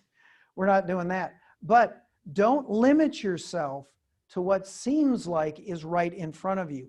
Cases allow you to be a little bit creative, a little bit creative. Now, the last thing in the world we ever need is a creative accountant. Okay, we don't want our accountants to be too creative, but if you use a little bit of creativity, can you bring in some maybe new ideas? Maybe there's a third alternative that nobody ever thought of. Maybe. I'm not saying there will be, but I challenge you all to think that way. I challenge you all to think about it that way. Okay? So while accounting and finance are always perceived as these really boring, really mundane, really routine type activities that you do, they can be, again, extremely biased. They can be extremely interesting. They can be involved if you peel the onion and start to go, hey, why is this happening? Why don't we look at it this way? Has anybody ever thought of maybe looking at something a little different way? I'll give you one example and then we'll end with this. Well, this is just a work process thing that I went into one of the kitchens with the executive chef because I'm not an operations guy. I don't know about operations. But what was happening is over here, the orders were coming out. So when somebody on the wait staff was keying in an order, what would happen is the order would come out right here. Well, there was a line that you went through, and from an efficiency standpoint, they started the food line way over there, okay, way on the other side of the room.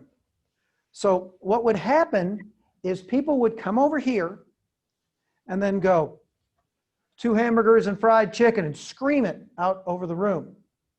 Okay, well, everybody stops, looks, and goes, okay, fine. And then they'd run, they would physically, they had a person that they hired, and they ran this little piece of paper that was the order over to them, over to this side. Okay, I'm standing there with the executive chef, and I go, why is that coming in over there? And they said, well, that's where it's always been wired. And I said, anybody ever think about maybe putting it over there? What if we put it over there? You know what you wouldn't need? You wouldn't need a person screaming the order out. You wouldn't have everybody stopping every time that they scream the order out to see what, to turn around and take a look at it. And would it be more efficient? Would there be less errors in the orders that were going on? Okay, this is part of finance, because did it increase our profits by doing that?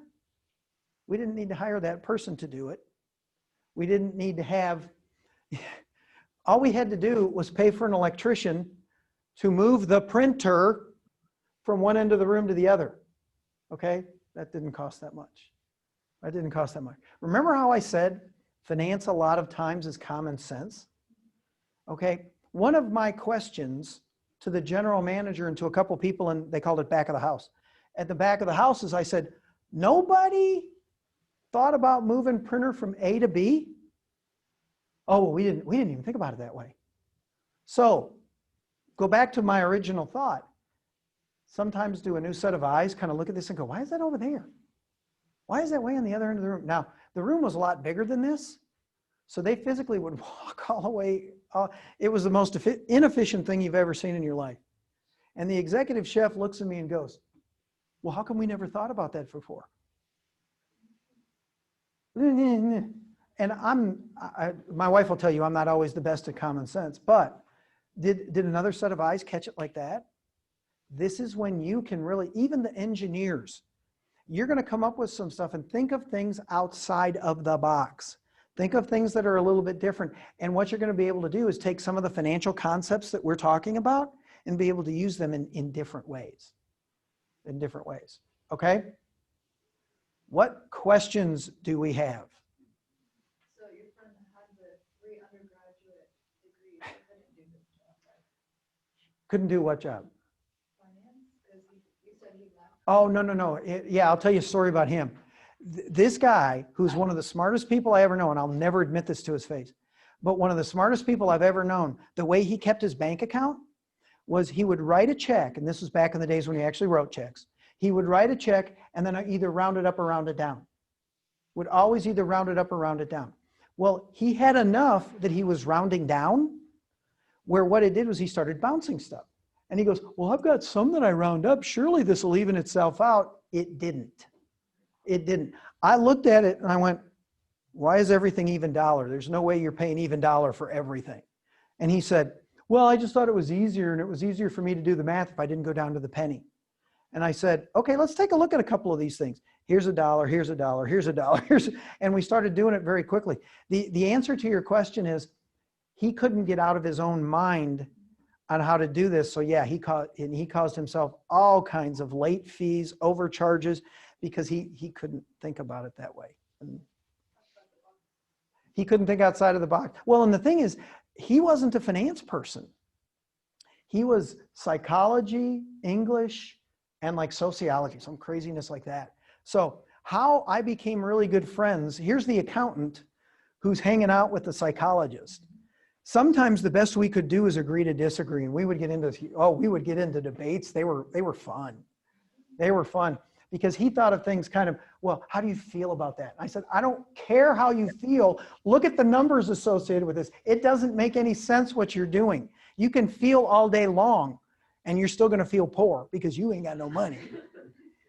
You ain't got no money. And he would go, but how do you feel about being poor? Stop it. Stop that right now. There are cold, hard facts that we do have to deal with. There are. And that's one of the things that drew me to accounting and finance, was that at the end of the day, you can go, nope, that's not right. Why isn't it right? Well, that doesn't add to that. There's no way that can work. Okay. But what I like more about, part of the reason I got out of accounting and went more into controllership and then did some other, consulting jobs, was because I didn't want to just do debit and credit stuff. I would run around plants and say, why is this working the way that it is?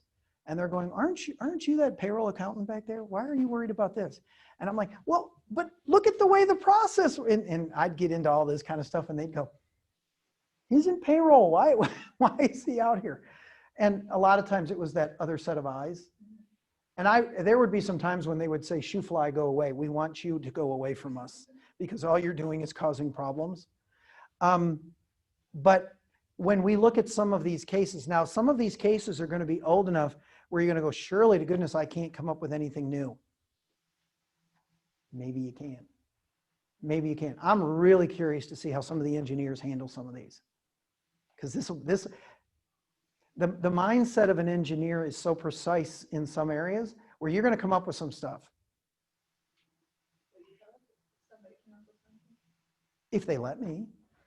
If they let me. I would never say, you know, hey, so-and-so said this and that was the craziest idea I've ever heard in my life. I would never do that, nor would I call anybody out, because I don't want to embarrass anybody even if they had a great idea.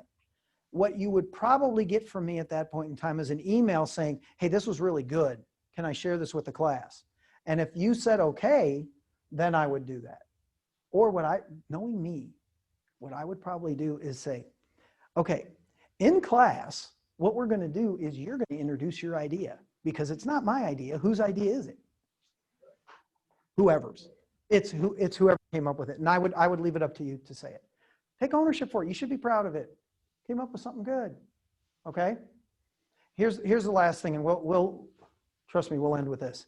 One of the things that we need to do, and we don't really have a chance to do this, but I have seen this time and time and time again, where I have seen people who are absolutely fantastic accountants, finance people, and when you say, I need you to communicate that, I need you to tell me what they're talking about, and you'll see them go, I'm hiding if you can't tell. I'll go, I don't want to talk in public. I'm sorry, I don't want to do that. Okay, what are you going to have to do in order to make yourself, I'm coming back, what are you going to have to do to make yourself more valuable to that organization? You got to communicate. Now, the way that we do the communication, I had thought about having everybody stand up and do a presentation here, but I know how much everybody would love that. What we do in this case is we write cases. And that's why you're communicating this way, because if you can explain it that way, chances are you can stand up here and do it. And if you can do that, then you take the realm of accounting, and I don't know how many times I had executive officers say, oh, you're just doing that crazy accounting stuff.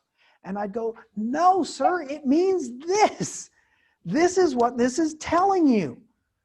And if you could get them to pause enough, they might say, oh, there's merit in what's going on here, okay? When I first moved down here from Minneapolis, I worked for Clayton Homes for about 10 years. If you know anything of the history of Clayton Homes, right about the time when I moved down here, Jim Clayton had just been embezzled by an accountant. Now check this out. The guy's name was, I think it was Walter Shady. An accountant with the last name of Shady. He went to jail for what he did. He didn't work for Clayton Homes. He worked for Jim personally. And the guy's name was Shady. Yeah. So when I moved down here, this was just happening. So Jim Clayton didn't have a very good impression of accountants. He just got ripped off. He just got embezzled by one. So we kind of had to build our reputation back up. Now imagine if somebody stole from you, are you going to think really highly of them? Probably not. Probably not. So we had to build our credibility up with him. And then he started to see how we were adding value. But it was very challenging because, you know, there was, okay, think about it. You have the gutter right about here, and then you have the dirt and so on under the gutter, and then there were the accountants. In Jim Clayton's mind at the time. Now, I don't know that I'd have been any different if I just got, I mean, it was millions of dollars that this dude embezzled from him, okay? I think I'd have been the same way. I'd have been the same way. So credibility.